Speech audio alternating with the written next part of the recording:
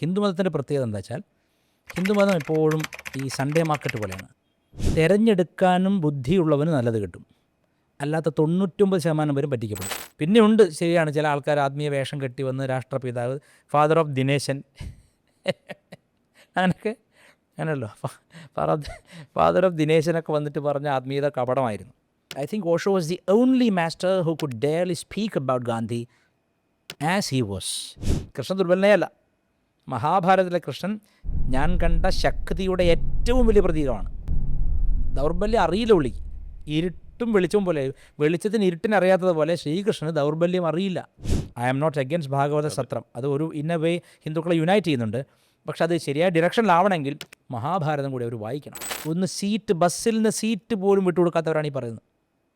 ഒരു ഗർഭിണി വന്ന് നിൽക്കുന്നു, ഉടനെ ആത്മീയ ഗുരു ഉറക്കം നടിക്കുന്നു. അപ്പോൾ പിന്നെ ഉണർന്നാലല്ലേ അവിടെ കാണുള്ളൂ. U bring your Bible, you bring your Quran, you bring your political text, you bring Gandhi, I will expose him in a minute. ഇയാൾ ഹോമോസെക്ഷലാണ്, എയ്ഡ്സ് പരത്തുന്നവനാണ്, അവൻ്റെ കണ്ണുകളാണ് ഇത് കർത്താവ് നശിപ്പിക്കേണ്ടതെന്ന്. അപ്പോൾ മറ്റെന്തിനേക്കാൾ ഓഷോയുടെ വാക്കുകളേക്കാൾ ആ കണ്ണ് ഇവരെ ഡിസ്റ്റർബ് ചെയ്തു. എന്തുകൊണ്ടാണത്? നിങ്ങൾ വിചാരിക്കുന്ന ഒരു കഠിന തപസ്സൊന്നുമല്ല, സത്യസന്ധൻ്റെ കണ്ണാണത്.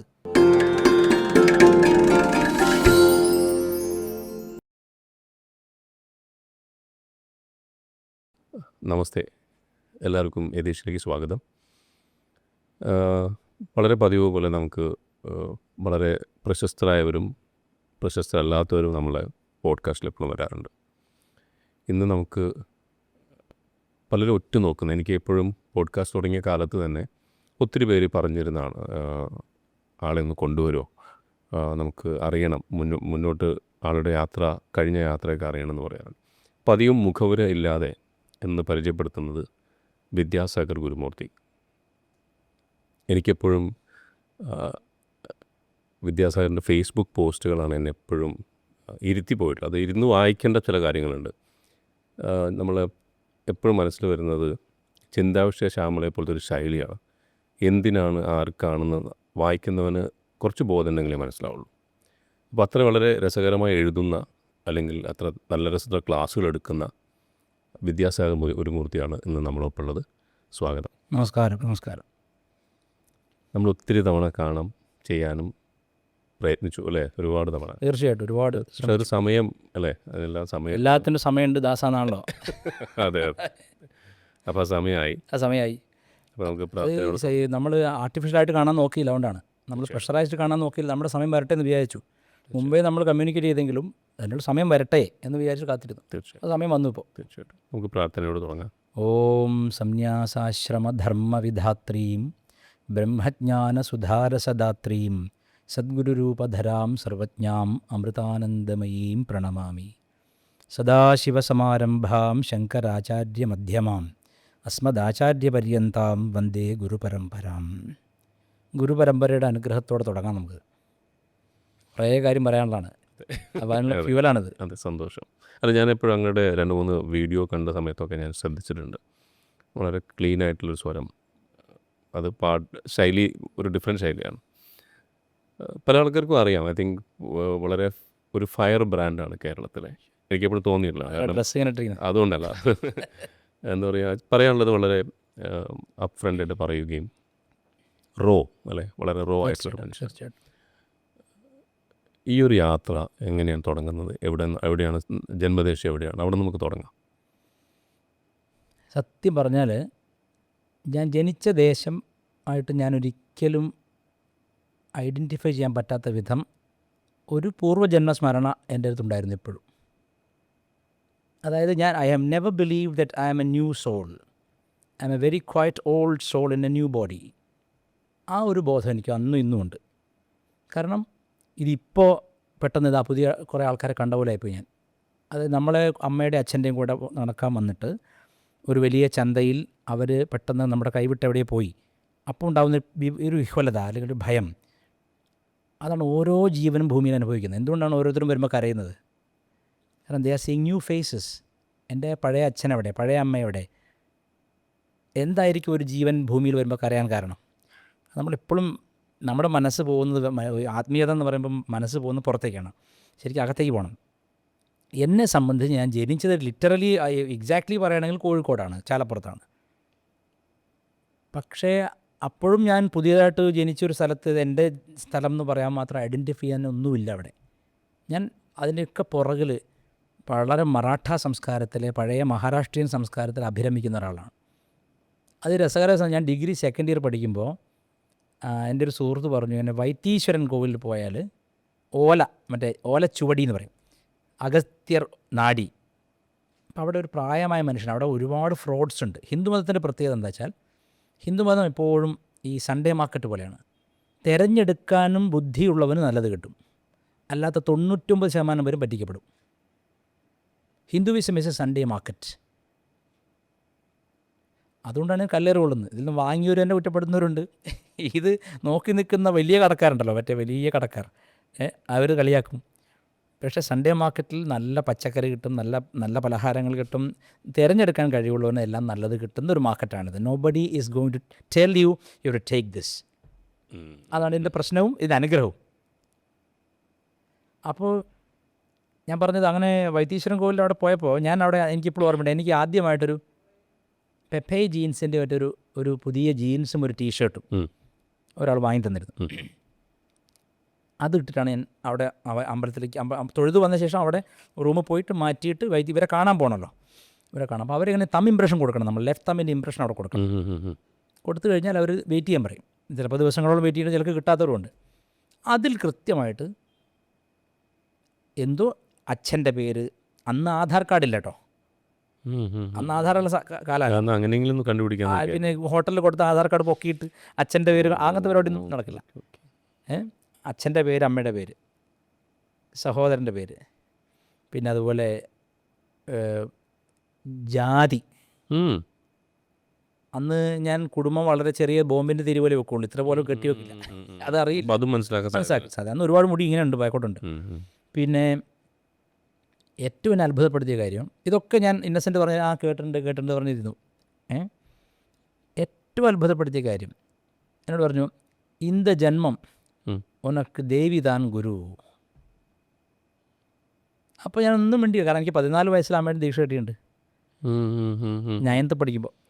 പക്ഷെ ഞാനൊന്നും പറഞ്ഞില്ല, ഞാനൊന്നും അറിയാത്ത പോലെ അങ്ങനെ കേട്ടിരുന്നു. ഇപ്പോൾ ഞാൻ പറഞ്ഞു, അതെന്താ അങ്ങനെ പറയും, ഞാൻ അങ്ങനെയൊന്നും ഗുരു ഇല്ലല്ലോ.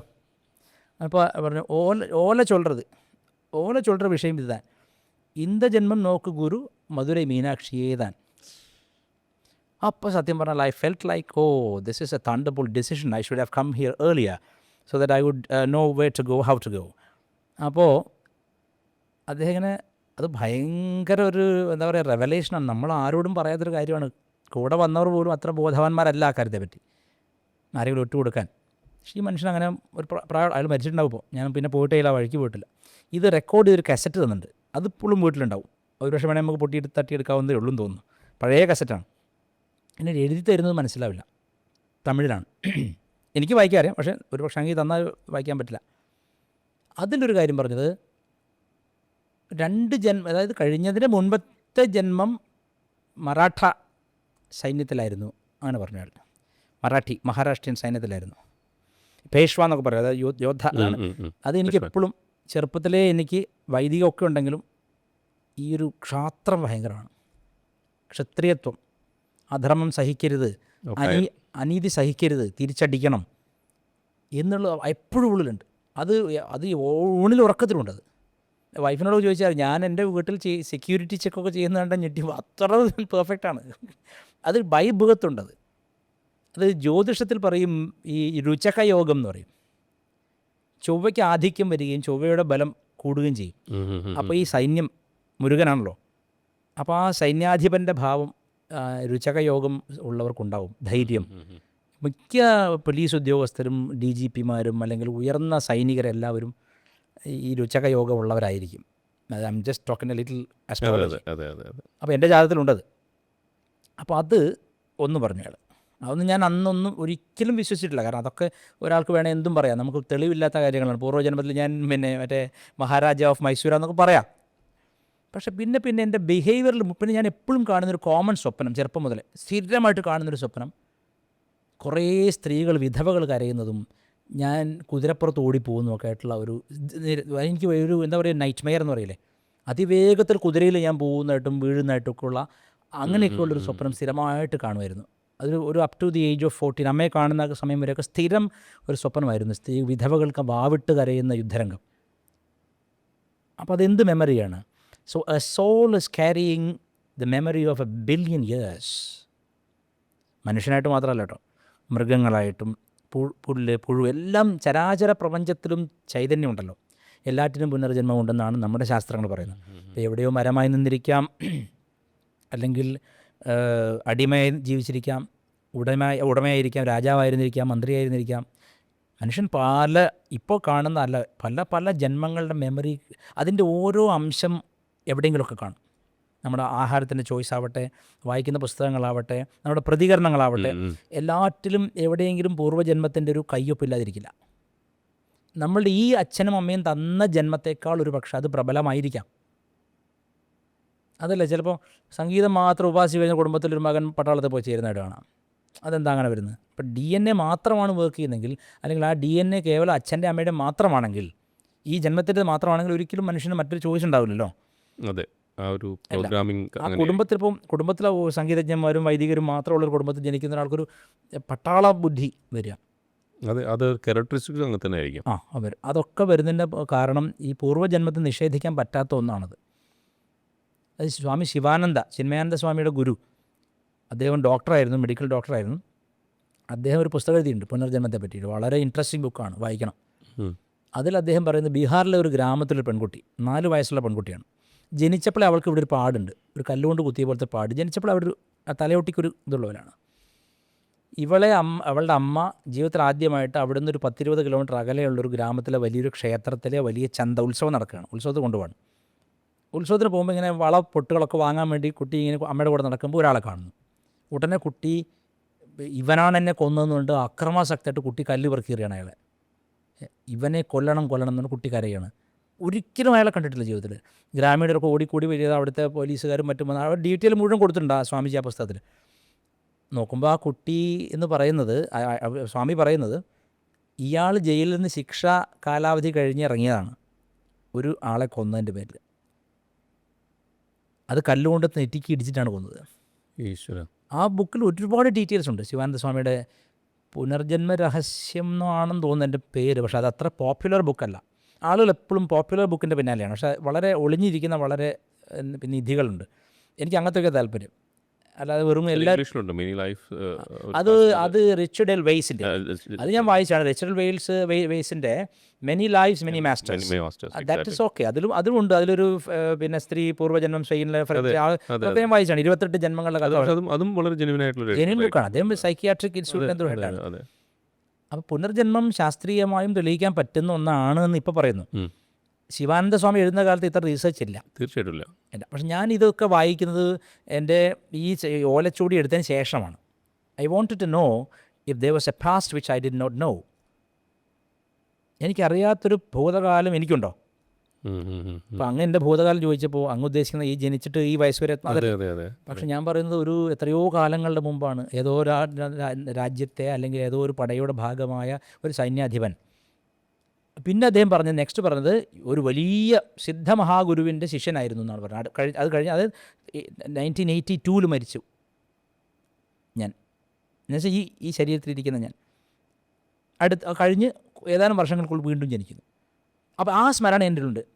അതുകൊണ്ട് ചെറുപ്പത്തിലെ എനിക്ക് പഠിപ്പിക്കാതെ തന്നെ തമിഴ്, ചില കന്നഡ ശബ്ദങ്ങൾ, മറാഠി ശബ്ദങ്ങളോടൊക്കെ പ്രത്യേക മമത മലയാളത്തിനേക്കാളുണ്ട്.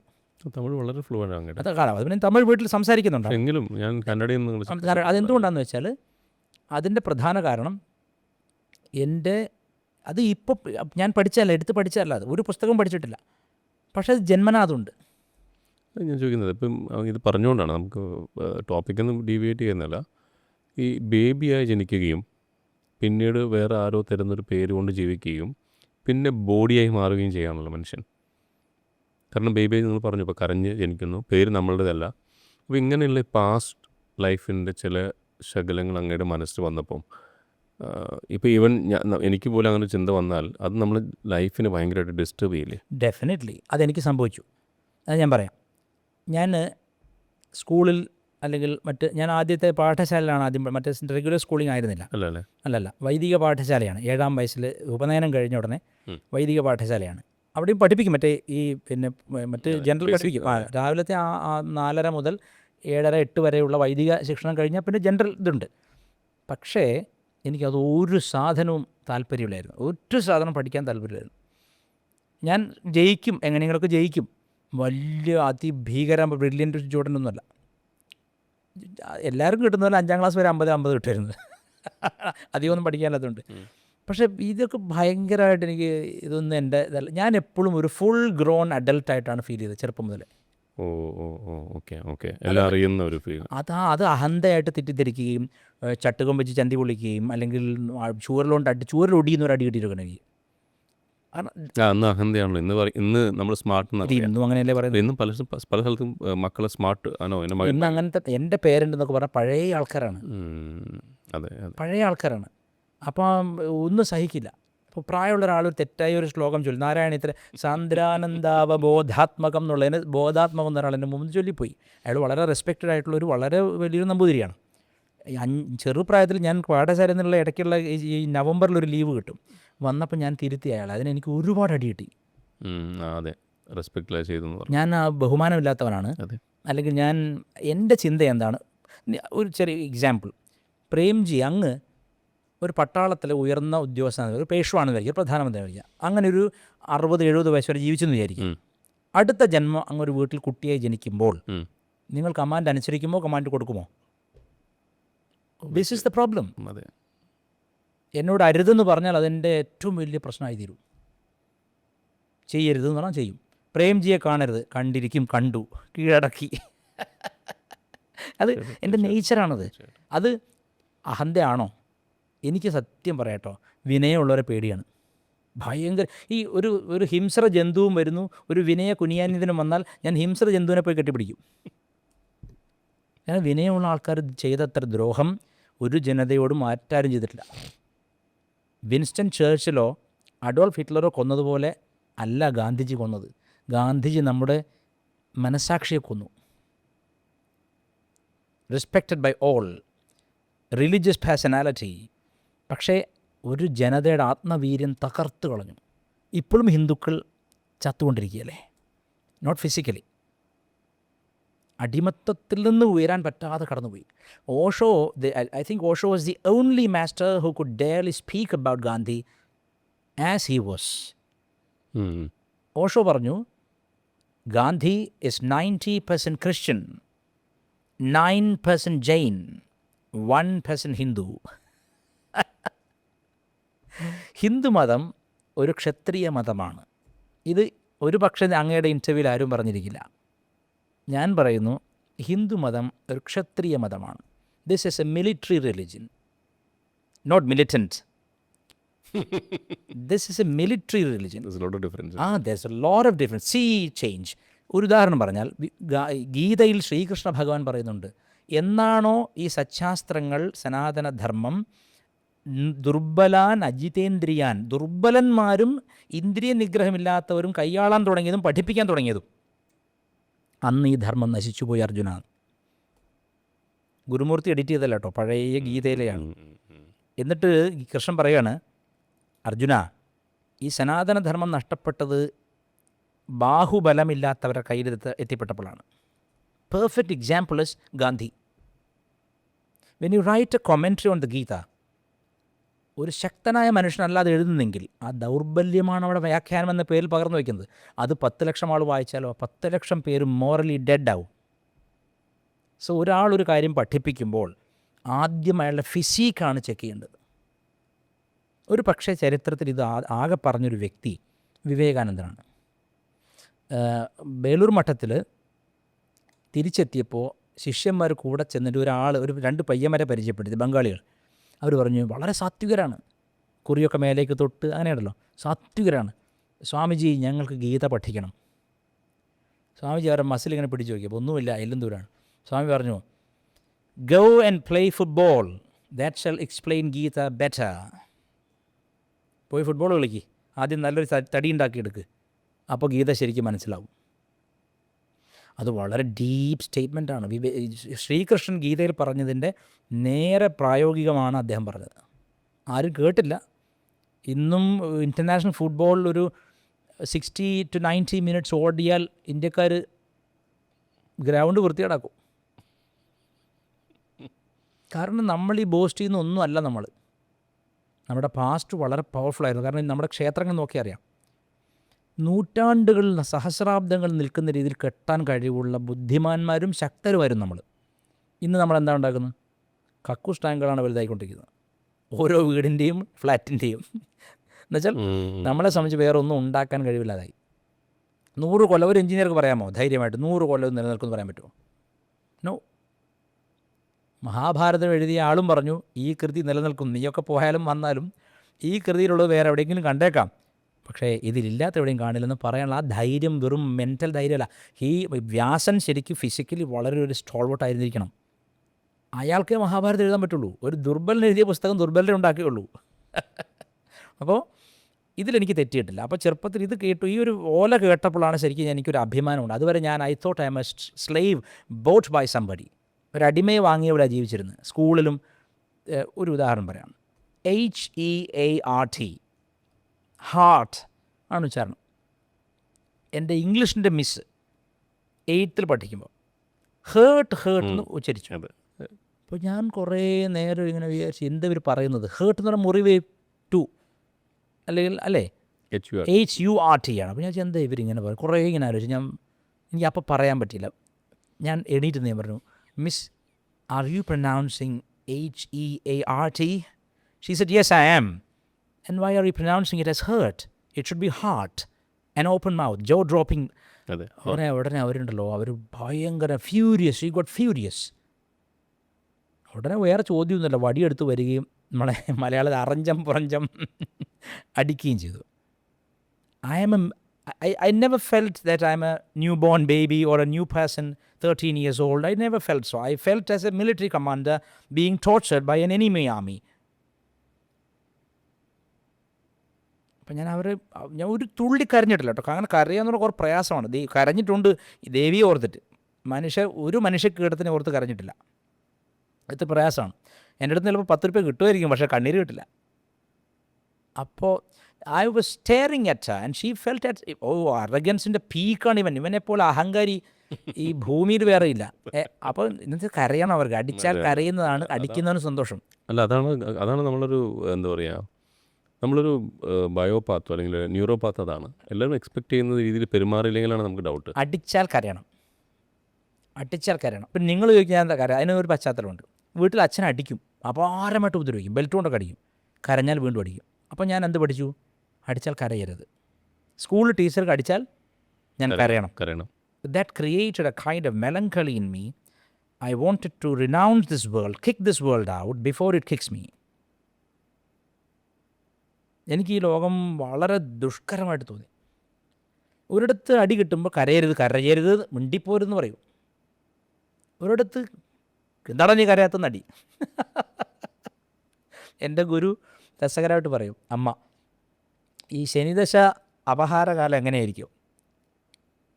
അമ്പലത്തിൽ പൂജാരി പൂജിക്കാൻ കയറിയപ്പോൾ നേദ്യം കഴിക്കാൻ വേണ്ടി എലി വന്നു, ചുണ്ടെലി ചെറുത്. എലി നമ്പൂരി തിരഞ്ഞു ഓടുമ്പോൾ എലി പോയിട്ട് ആ പുറത്തേക്കുള്ള ഓവുണ്ടല്ലോ, സോമസൂത്രം, അതിൻ്റെ ഉള്ളിലേക്ക് കയറി. വാരേന്ന് വിളിച്ചു നമ്പൂരി അകത്തുനിന്ന്. വാര ഓടി വന്നൊരു കമ്പ് പോയിട്ട് എന്തേ തിരുമേനി, എലി ഓടയിൽ കുടുങ്ങിയിട്ടുണ്ട് പറഞ്ഞു. അപ്പോൾ വാര് പുറത്തുനിന്ന് കുത്തണു, നമ്പൂരി അകത്തുനിന്ന് കുത്തണു. എലിക്ക് സുഖം, 2 ഭാഗത്തും നല്ല കുത്ത്. ഇതാണ് ശനിദശ എങ്ങനെ ഉണ്ടാവും. അമ്മ രസകരമായിട്ട് ഉദാഹരണം പറഞ്ഞാണ്. That is quite true. My Saturn had it's starting phase around 13-14 years of my age. I was having a very huge trouble living in this world, and I didn't have the courage to commit suicide. ആത്മീയത അഭിനയിക്കുന്നവർ ഈ ദുഃഖങ്ങളുടെ മേലെ നല്ല പട്ടുപരവതാനി വിരിച്ച് അതിൽ സിംഹാസനത്തിലിരിക്കുന്നവരാണ്. അവരുടെ ദുഃഖങ്ങൾ അവർ പറയില്ല. അവരൊക്കെ അവതാര പുരുഷന്മാരാണ്. ഞാൻ അവതാര പുരുഷനല്ല. നമ്മുടെ ജയകുമാർ സാർ മനോഹരമായിട്ട് മലയാളത്തിൽ ഇത് മാറ്റിയിട്ടുണ്ട്. ഖലീൽ ജിബ്രാൻ ഒരു മുഖംമൂടി അതാണ്. അതെ. അപ്പോൾ എനിക്ക് I told me that I am a little raw. I am absolutely raw. because my wounds are raw still. I can't be otherwise. എനിക്ക് വേണമെങ്കിൽ ഞാൻ പഠിച്ച ശാസ്ത്രത്തിൻ്റെ പേരിലോ അല്ലെങ്കിൽ ഞാൻ ജപിച്ച മന്ത്രങ്ങളുടെ പേരിലോ അഭിനയിക്കാം, പക്ഷേ ഞാൻ ഒരിക്കലും ഒരു ഇൻസിഡൻറ്റ് പോലും മറന്നിട്ടില്ല.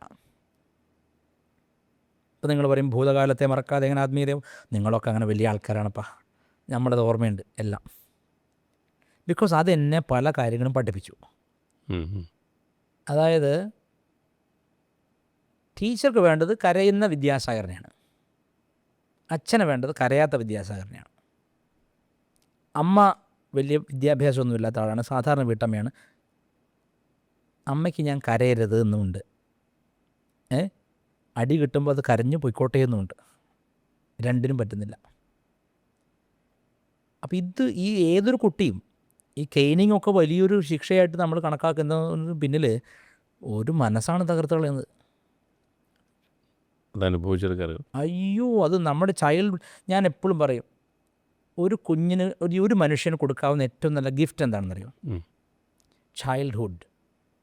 ബാല്യകാലത്തേക്കാൾ വലിയൊരു സമ്മാനം ലോകത്ത് കൊടുക്കാനില്ല. എനിക്ക് കിട്ടിയതൊക്കെ പൊട്ടിപ്പൊളിഞ്ഞ ബാല്യകാല സമ്മാനങ്ങളാണ്. അവരൊക്കെ നന്നാവാൻ അടിക്കുന്നെന്നാണ് പറയുന്നത്. അവരുടെ കൈ നന്നാവാനാണ്, പേശിബലം വരുത്താനാണ്. നന്നാവാൻ അടിക്കുന്നു, ഒരാൾ നന്നാവാൻ അടിക്കുന്നു, സ്കൂളിലും നന്നാവാൻ അടിക്കുന്നു, നാട് മുഴുവൻ നന്നാവാൻ അടിക്കുന്നു. ആര് നന്നാവാനാണ് അടിക്കുന്നത്? എൻ്റെ ജീവിതത്തിൽ ഞാൻ മനസ്സിലാക്കിയത്, ഞാൻ ജനിച്ചപ്പോൾ മുതൽ ഒരു പൂർണ്ണനായ വ്യക്തിയാണ്. എനിക്ക് പുറത്തുനിന്ന് ഒന്നും എടുക്കാനില്ലാത്ത അത്രയ്ക്കും ഫുള്ളാണ് ഞാൻ. എനിക്കൊന്നും എടുക്കാൻ പറ്റുന്നില്ല. ഞാൻ തൽക്കാലം പരീക്ഷയ്ക്ക് വേണ്ടി പഠിച്ചിരുന്നൊരു വ്യക്തി മാത്രമാണ്. കേമനായ വിദ്യാർത്ഥിയോ നമ്പർ 1 ബ്രില്യൻ ഒന്നുമല്ല. എന്നോടൊരു അധ്യാപകൻ പറഞ്ഞിട്ടുണ്ട്, നിനക്ക് സാധാരണക്കാർക്ക് എളുപ്പമുള്ളതൊക്കെ വിഷമാണ്, അവർക്ക് ഭയങ്കര കഷ്ടപ്പാടുള്ളത് നിനക്ക് എളുപ്പമാണ്. അതെന്താണ് എങ്ങനെയാണ്? അതെന്താണ്? ഊർധ്വമൂലമധശാഖം അശ്വത്ഥം പ്രാഹുരവ്യയം ഛന്ദാംസി യസ്യ പർണാനി യസ്തം വേദ സവേദവിത്. ശ്രീകൃഷ്ണൻ പറഞ്ഞത് പ്രപഞ്ചം തലകുത്തനെയാണെന്നാണ്. ഊർധ്വമൂലമധശാഖം, മേലെ വേരും താഴെ ശിഖരങ്ങളുമുള്ള ഒന്നാണ് ഈ പ്രപഞ്ചവൃക്ഷം. അപ്പോൾ ഇതെപ്പോഴും ഉൾട്ടയാണ്. നേരെ നിൽക്കുന്നവൻ ഈ ലോകത്തെ സംബന്ധിച്ച് വിരുദ്ധനാണ്, റിബലാണ്, റെവല്യൂഷണറിയാണ്, അല്ലെങ്കിൽ നല്ലവനല്ല, ചീത്തക്കുട്ടിയാണ്. അങ്ങനെ പല പേരുണ്ടല്ലോ. ചീത്തക്കുട്ടിയാണ് അല്ലെങ്കിൽ നല്ലവനല്ല, എതിർത്ത് പറയുന്നവനാണ്, എന്താ പറയുക, ഒരു വാക്ക് എപ്പോഴും പറയും, ധിക്കാരിയാണ്.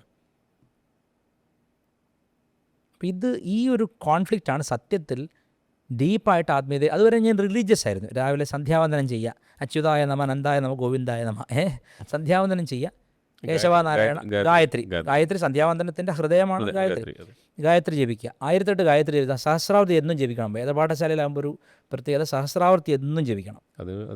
I did out of pressure. You should not mistake it as ഞാൻ ഭയങ്കര നല്ലവനായതുകൊണ്ട് അല്ല ജപിച്ചത്. കാരണം വീട്ടിലൊരു ശല്യം അവർക്ക് ഒഴിവായി.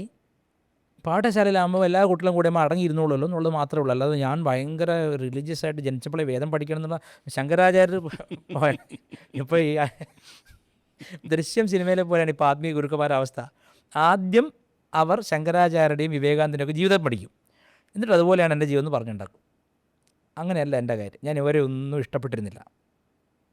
പക്ഷേ എന്നെ അത്ഭുതകരമായിട്ട് ആദ്യം സ്പർശിച്ച ഒരാൾ, ഇപ്പം ഞാൻ എപ്പോഴും പറയും, സത്യം, ധർമ്മം, നീതി, ദയ, ഇതൊക്കെ ഏതെങ്കിലും ഒരു വ്യക്തി ജീവിച്ച് കാണിച്ചില്ലെങ്കിൽ ഒരുത്തനോ അനുസരിക്കാനോ അതിന് ഇഷ്ടം തോന്നില്ല. നിങ്ങളെ സ്നേഹിക്കുന്ന ആരുമില്ല. സ്നേഹത്തെപ്പറ്റി എഴുതിയ ഒരു ലൈബ്രറി മുഴുവനുണ്ട്. പക്ഷെ നിങ്ങൾക്ക് സ്നേഹം അനുഭവിക്കാൻ പറ്റുമോ? ഒരു ലൈബ്രറിയിൽ ഒരുപാട് സ്നേഹത്തെക്കുറിച്ച് 100 പുസ്തകങ്ങളുണ്ട്. നിങ്ങളെ സ്നേഹിക്കാൻ ആരുമില്ല. അപ്പോൾ would you feel like living? No.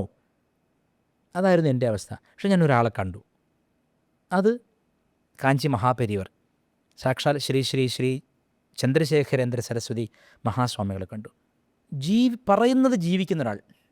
അതെനിക്ക് അതുവരെ ഞാൻ വിചാരിക്കും ഇതൊക്കെ വെറുതെ ആരോ പൊട്ടന്മാരെന്ന്. എനിക്ക് ചെറുപ്പത്തിൽ ഐ ആം വെരി എന്താ പറയുക കോൺഷ്യസ് അബൌട്ട് ദ വേൾഡ്. എനിക്കറിയാം യുദ്ധം എന്താണ്, യുദ്ധനീതി എന്താണ്, ചതി എന്താണ്, ആരൊക്കെ ചതിക്കും. ഞാൻ വളരെ സസ്പീഷ്യസ് ആണ് ഇപ്പോഴും എപ്പോഴും.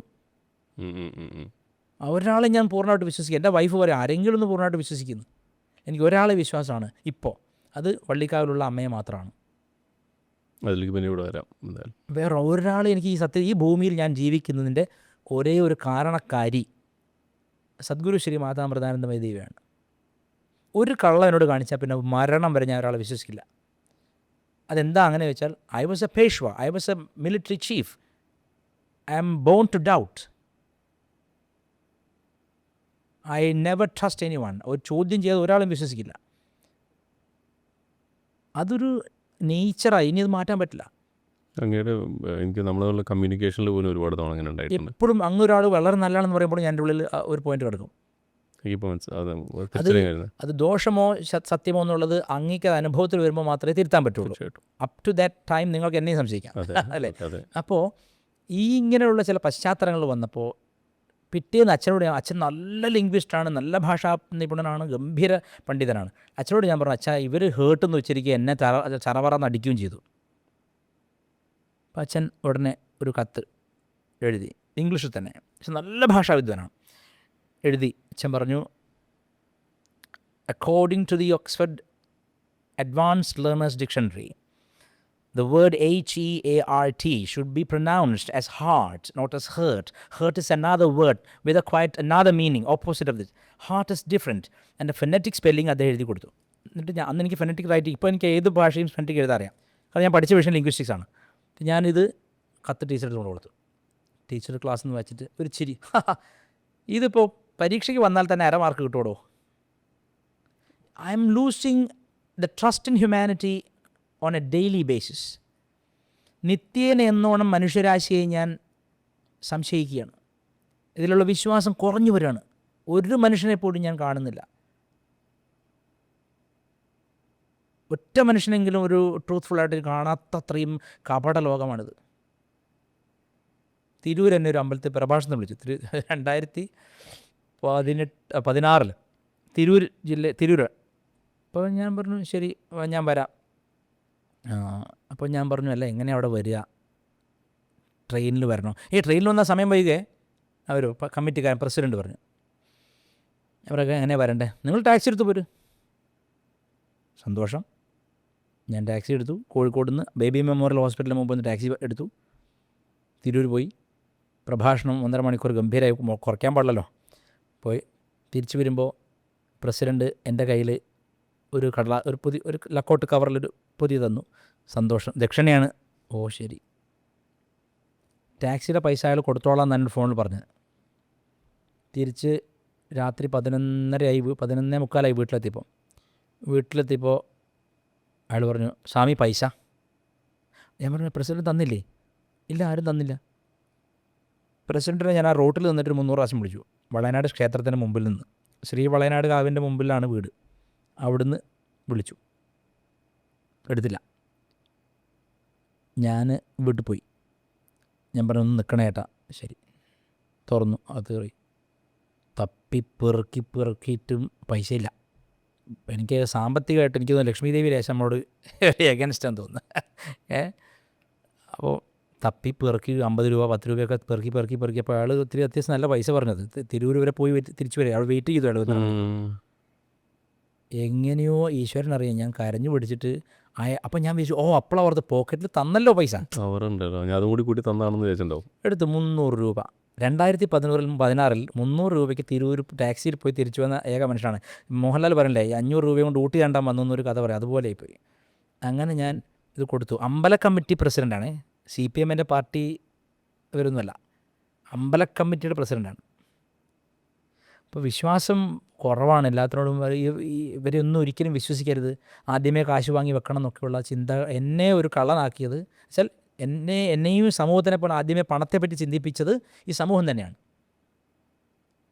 എനിക്ക് അങ്ങനത്തെ ചിന്തയേ ഉണ്ടായിരുന്നിട്ടില്ല ഒരിക്കലും. കൽക്കത്ത വരെ പോയി പിന്നെ താരാപീഠത്തിൽ വരെ പോയിട്ടും പൈസയെപ്പറ്റി ചിന്തിച്ചിരുന്നില്ല ഞാൻ. 17 വയസ്സേ ഉള്ളൂ. അപ്പോൾ ഇവിടെ വന്ന് ഈ നാട്ടിൽ ജീവിച്ചു തുടങ്ങിയപ്പോഴാണ് മനസ്സിലായത് എല്ലാവരും അവൻ്റെ ദൈവം ലക്ഷ്മിയും കാളിയൊന്നുമല്ല, പണമാണ്. നോട്ടിൻ്റെ മണമാണ് കർപ്പൂരത്തിനേക്കാളും പ്രിയം. സത്യം ഞാൻ പറഞ്ഞു. എനിക്ക് ഇപ്പോൾ നമുക്ക് വേണം ആത്മീയതയായിട്ട് അതാണ് ഇതാണെന്നൊക്കെ പറയാം, അതൊന്നും അല്ല സത്യം. പണമുണ്ടെങ്കിൽ നിങ്ങൾ 100 കോടി ക്ലബ്ബിൽ കയറിയ ഗുരുവാണെങ്കിൽ നിങ്ങളെ ആരും വിമർശിക്കില്ല, നിങ്ങളുടെ ജാതി തിരയില്ല, നിങ്ങളുടെ കുലത്തെപ്പറ്റി പറയില്ല. പക്ഷെ 100 കോടി ക്ലബ്ബ് കയറണം, അല്ലെങ്കിൽ നിന്നെയൊക്കെ പിടിച്ചിട്ട് ഞങ്ങൾ വറുത്ത് കളയും. അതാണ്. അപ്പോൾ പരസ്പര സ്നേഹമില്ലാത്ത ഒരു മതമുണ്ടെങ്കിൽ, അത് ഹിന്ദുമതമാണ്. കാരണം എല്ലാവരും ഒരുപോലെ ദരിദ്രരാണ്. അതുകൊണ്ടാണ്. എല്ലാവരും പണക്കാരാകുമ്പോൾ ഭയങ്കര ബന്ധമായിരിക്കും. ശ്രദ്ധിച്ചിട്ടുണ്ടോ അത്? എവിടെ വായിച്ചിട്ടുണ്ട്, ഒരു- ശ്രദ്ധിച്ചിട്ടില്ല. പക്ഷേ അതായത് സൺഡേ മാർക്കറ്റാണിത്. എല്ലാവരും പരസ്പരം കട്ട് ത്രോട്ട്സാണ്. ഞാൻ ഒച്ചത്ത് വിളിച്ചു പറഞ്ഞാൽ എൻ്റെ അടുത്ത് ആൾ വരും, അവൻ വിളിക്കും, അവൻ്റെ അടുത്ത് ആൾ പോവും, തമ്മിൽ അടിയുണ്ടാവും. അത് സാമ്പത്തികമുള്ള വലിയ വലിയ കുടുംബങ്ങളിലൊന്നും അങ്ങനെ ഒരു അവർ തമ്മിൽ അഡ്ജസ്റ്റ്മെൻ്റ് ഉണ്ടാവും. അതേസമയം സാമ്പത്തികം ഇല്ലാത്ത 10 ആൾ ചേർന്നാൽ അടിയുണ്ടാവും അവിടെ. കാരണം ഉള്ള പൈസയ്ക്ക് ആർക്ക് കിട്ടുന്നുള്ള പ്രശ്നമാണ് ഇത്. അതുകൊണ്ടാണ് ഞാൻ എപ്പോഴും പറയുന്നത്, ഹിന്ദുക്കൾക്ക് ആത്മീയത ഗ്രന്ഥങ്ങളുടെ കുറവുണ്ടോ, ആത്മീയത വെളിച്ചത്തിൻ്റെ കുറവുണ്ടോ, ആത്മീയ ഗുരുക്കന്മാരുടെ കുറവുണ്ടോ അല്ല കഷ്ടപ്പെടുന്നത്. ഇക്കണോമിക് ബാക്ക്വേർഡ്നെസ് ആണ്, വേറെ ഒന്നുമല്ല. സാമ്പത്തികമാണ് ഹിന്ദുക്കളുടെ അടിസ്ഥാന പ്രശ്നം.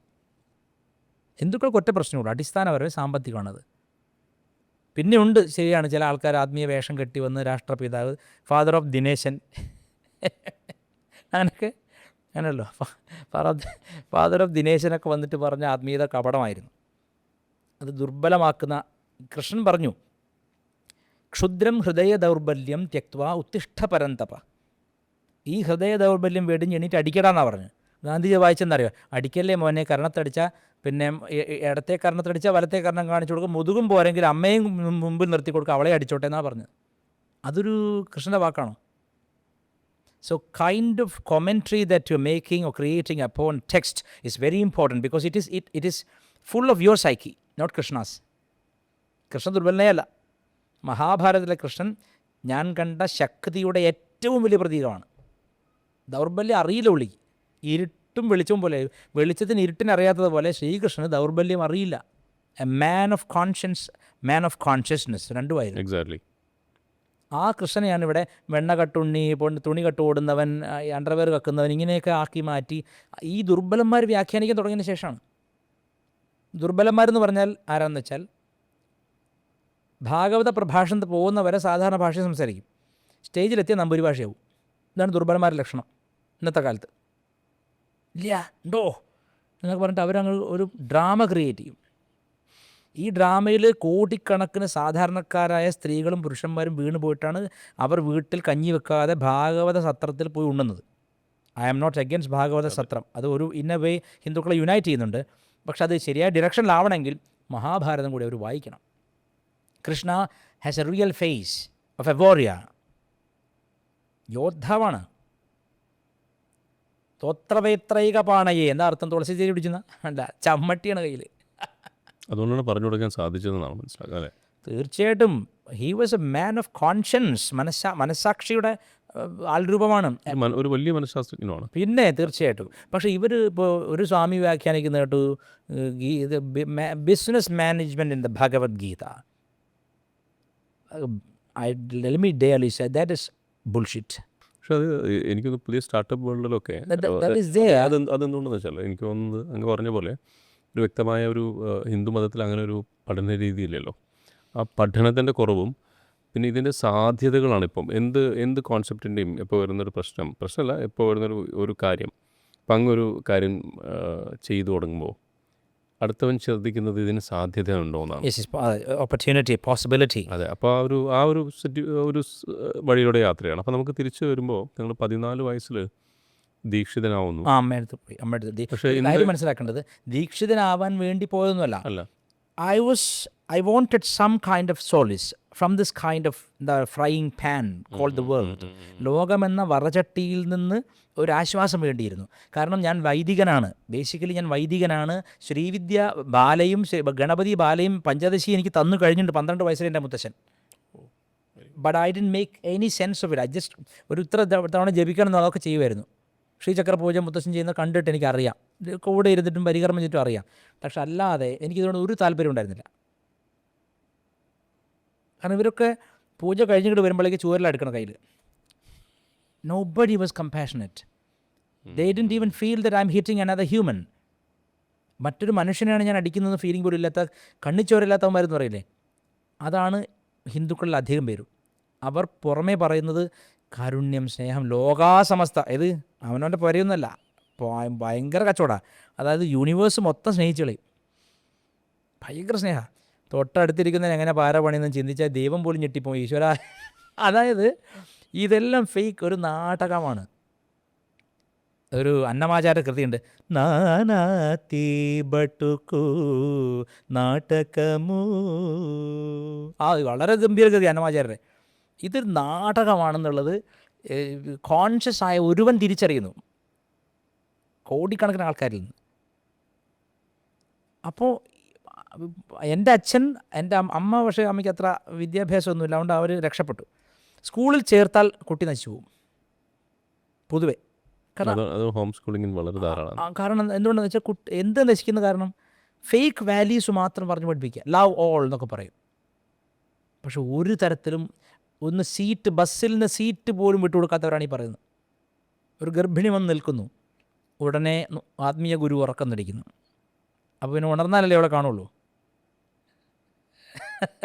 നമുക്ക് പടച്ചവനെ പറ്റിക്കാനുള്ള എല്ലാ ട്രിക്കും അറിയുന്നൊരു വിഭാഗത്തിൻ്റെ പേരാണ് ഹിന്ദുക്കൾ. I am not authorised to criticise other religions in that vein. എനിക്ക് എൻ്റെ മതത്തെ പറ്റി പറയാമല്ലോ. ഈശ്വരനെ പറ്റിക്കാൻ പഠിച്ച ഒരു വർഗമാണ്. ഗുരുവായൂരപ്പാ ഒരു കള്ളം പ്രാർത്ഥിച്ചു എന്നാണ്. ഗുരുവായൂരപ്പ മന്ത്രിയൊന്നും ആയിട്ടില്ല, അങ്ങനത്തെ ആളാണ്, തെറ്റിദ്ധരിക്കരുത്. ഗുരുവായൂരപ്പ ഞാൻ നല്ലൊരു കോളത്താൽ പകുതി അങ്ങേക്ക് തന്നേക്കാം, commission. Guruvayurappan agreed, of course. അന്ന് രാത്രി ഇവൻ കയറിയപ്പോൾ കോളത്തു 50,000 റുപ്യ കിട്ടി. പിറ്റേന്ന് രാവിലെ ഗുരുവായൂർ പോയി കുളിച്ച്, ഗുരുവായൂരിന് പ്രത്യേകം എല്ലാവരും നമ്പൂരിവാരാവും ചെന്ന് കഴിഞ്ഞാൽ. ഗുരുവായൂരപ്പൻ ഓട്ടോമാറ്റിക് ഉണ്ട് എല്ലാവരും എൻ്റെ ഗുരുവായൂരപ്പൻ. അതൊരു കച്ചവടമാണ്. You should know that. I can see that. When you know that I know this, you start distancing from my consciousness, my light. When you know that I know the truth, you start distancing from me. എനിക്ക് സത്യം അറിയാൻ നിങ്ങൾ മനസ്സിലാക്കുന്ന ആ നിമിഷം മുതൽ നിങ്ങൾ എന്നോട് അകലാൻ തുടങ്ങുന്നു. That is only option left. അടുക്കും തോറും ഞാൻ അപകടകാരിയായി മാറുകയാണ് നിങ്ങൾക്ക്. അപ്പോൾ ഗുരുവായൂർ ചെല്ലുന്നു പിറ്റേന്ന് കള്ളൻ. രാവിലെ ഗുരുവായൂരപ്പോട് പറയാം, കൊച്ചു കള്ള കൃഷ്ണ, 1,00,000 തരാമെന്ന് പറഞ്ഞിട്ട് ആദ്യമേ കമ്മീഷൻ എടുത്തല്ലേ എന്ന്. എൻ്റെ ഭഗവാനെ, 25,000 കൊടുക്കാമെന്നല്ല പറഞ്ഞു, മനസ്സിലായോ? 50,000 കിട്ടിയത് സന്തോഷം, എന്നാണ് കുളിച്ചു വിടാൻ വന്നത്, കമ്മീഷൻ നീ ആദ്യം എടുത്തൂലെന്ന്. ഇതാണ് ഈശ്വരനെ പറ്റിക്കാൻ അറിയുന്നൊരു വിഭാഗമാണ് ഹിന്ദുക്കൾ. അതുകൊണ്ടാണ് വലിയ തോതിൽ നന്നാവാത്തതും. ഒരു സിൻസെറിറ്റി എന്ന് പറയുന്ന സാധനം ഇല്ല. അത് തുടങ്ങുന്നത് സാധാരണ എനിക്ക് തോന്നുന്നു ഗ്രാമീണരുടെ ഇടയിലുണ്ട്. കമലഹാസൻ്റെ ഒരു പടത്തിലുണ്ട്, എന്നെ ആ പടത്തിൻ്റെ പേരെനിക്ക് ഓർമ്മയില്ല. ഒരു പാവം പാട്ടി, വയസ്സായ പാട്ടി മാമ്പഴം വെക്കുകയാണ്. 3 എണ്ണത്തിന് എത്രയാ കണ്ടില്ലേ? അയാൾ അവസാനം കെട്ടിപ്പിടിക്കുകയാണ്. കാരണം ആ സത്യസന്ധതയാണ് ഈശ്വരൻ. അതില്ലാത്തവനാണ് ഇപ്പോൾ ആത്മീയ ഗുരു. സത്യസന്ധത പറഞ്ഞാൽ നിങ്ങളുടെ ചരിത്രം വളമെന്നല്ല പറഞ്ഞത്, നിങ്ങൾക്ക് അനുഭവമില്ലാത്ത കാര്യങ്ങൾ നിങ്ങൾ ഉണ്ടെന്ന രീതിയിൽ പറയുന്നതാണ് തെറ്റ്. നിങ്ങളുടെ പശ്ചാത്തലത്തെക്കുറിച്ചോ അല്ലെ നിങ്ങൾ ഭൗതിക വിഷയത്തെപ്പറ്റി അല്ല ഞാൻ പറയുന്നത്. When you are a spiritual master, the basic qualification is to speak what you know, what you understand, what you experience. വളരെ സെൻസേഷനായ കാര്യം നിങ്ങൾ പറയുന്നുണ്ടോ? ഇത് അതിനല്ലേ ഞാൻ ചോദിക്കട്ടെ, നിങ്ങൾ ചെറിയ ചെറിയ മിസൈൽ വിക്ഷേപിച്ചിരിക്കാതെ വലിയ വലിയ ബ്രഹ്മോസൊക്കെ വിക്ഷേപിക്കുന്നതിനെ പ്രതീക്ഷിക്കണം. അത് അടി മുതൽ പൊട്ടി വരും. ഒരു സെൽഫ് ക്രിറ്റിസൈസ് അല്ല ശരിക്കും പറഞ്ഞത്. എല്ലാ മനുഷ്യരും, ഞാൻ ആത്മീയ ഗുരു അല്ലാത്തതുകൊണ്ടായി പറഞ്ഞത്. എന്നെ ഗുരു വിദ്യാസാഗർ എന്ന് പേരിട്ടു. ഞാൻ ഈ ഫേസ്ബുക്കിൽ ഒരു പേജ് തുടങ്ങിയപ്പോൾ ശബരിമല കാലത്ത് ഒത്തിരി റിക്വസ്റ്റ് സ്വീകരിക്കാൻ പറ്റണ്ടേ. അപ്പോൾ ഒരാൾ പറഞ്ഞു ഇങ്ങനെ പേജ് തുടങ്ങാം. അപ്പോൾ അതിൽ വിദ്യാസാഗർ വരുമ്പോൾ പിന്നെയും പേരിടാൻ പറ്റില്ല. അപ്പോൾ അത് കട്ട് ചെയ്തിട്ട് ഗുരു വിദ്യാസാഗർ എന്നിട്ടു. ഉടനെ ക്രിറ്റിസിസം വന്നു, നിന്നെ ആര് ഗുരുവായി അപ്പോയിൻറ്റ് ചെയ്തു? ഞാൻ പറയാം, അപ്പോയിൻമെൻറ്റ് കമ്മിറ്റി ഓഫീസ് എവിടെയാണ്? ഒരാളെ ഹിന്ദു മതത്തിൽ ആത്മീയ ഗുരുവായി അവരോധിക്കുന്ന അപ്പോയിൻമെൻറ്റ് കമ്മിറ്റി ഓഫീസ് എവിടെയാണ്? അവിടെ വരാൻ ഞാൻ is there an appointment committee office here? So നിങ്ങൾക്ക് ഞാനൊരു ഗുരുവായി അറിയപ്പെടുന്നത് ഇഷ്ടമല്ല, അത് നിങ്ങളുടെ ഈഗോ ആണ്. എന്നെ എടാ വിദ്യാസാഗറെ വിളിച്ചാലും ഞാൻ തന്നെയാണ്. എനിക്ക് നമ്മൾ കോൺവെർസേഷൻ ഒരുപാട് മനസ്സിലായിട്ടുണ്ട്. ഒരു പ്രശ്നമില്ല എനിക്ക്. എൻ്റെ അടുത്ത് നിന്ന് മന്ത്രം വാങ്ങിയ കുട്ടികൾ ഒരുപാട് പേരുണ്ട്. ഒരാളോടും ഏട്ടാന്നല്ലാണ്ട് വേറെ വിളിക്കാൻ പറഞ്ഞിട്ടില്ല, ഏട്ടാന്നേ വിളിക്കുള്ളൂ. എന്നേക്കാൾ പ്രായത്തിൽ കൂടുതലാണെങ്കിൽ ഗുരുജിന്ന് വിളിക്കും, അവർ വിളിക്കുന്നതാണ്. I have never pressured anyone. ഞാൻ ചിലരോട് ചോദിക്കും, ചിലർ എനിക്ക് എന്താ പറയുക, എൻ്റെ പ്രശ്നം എന്ന് വെച്ചാൽ I know your intentions are quite clear to me.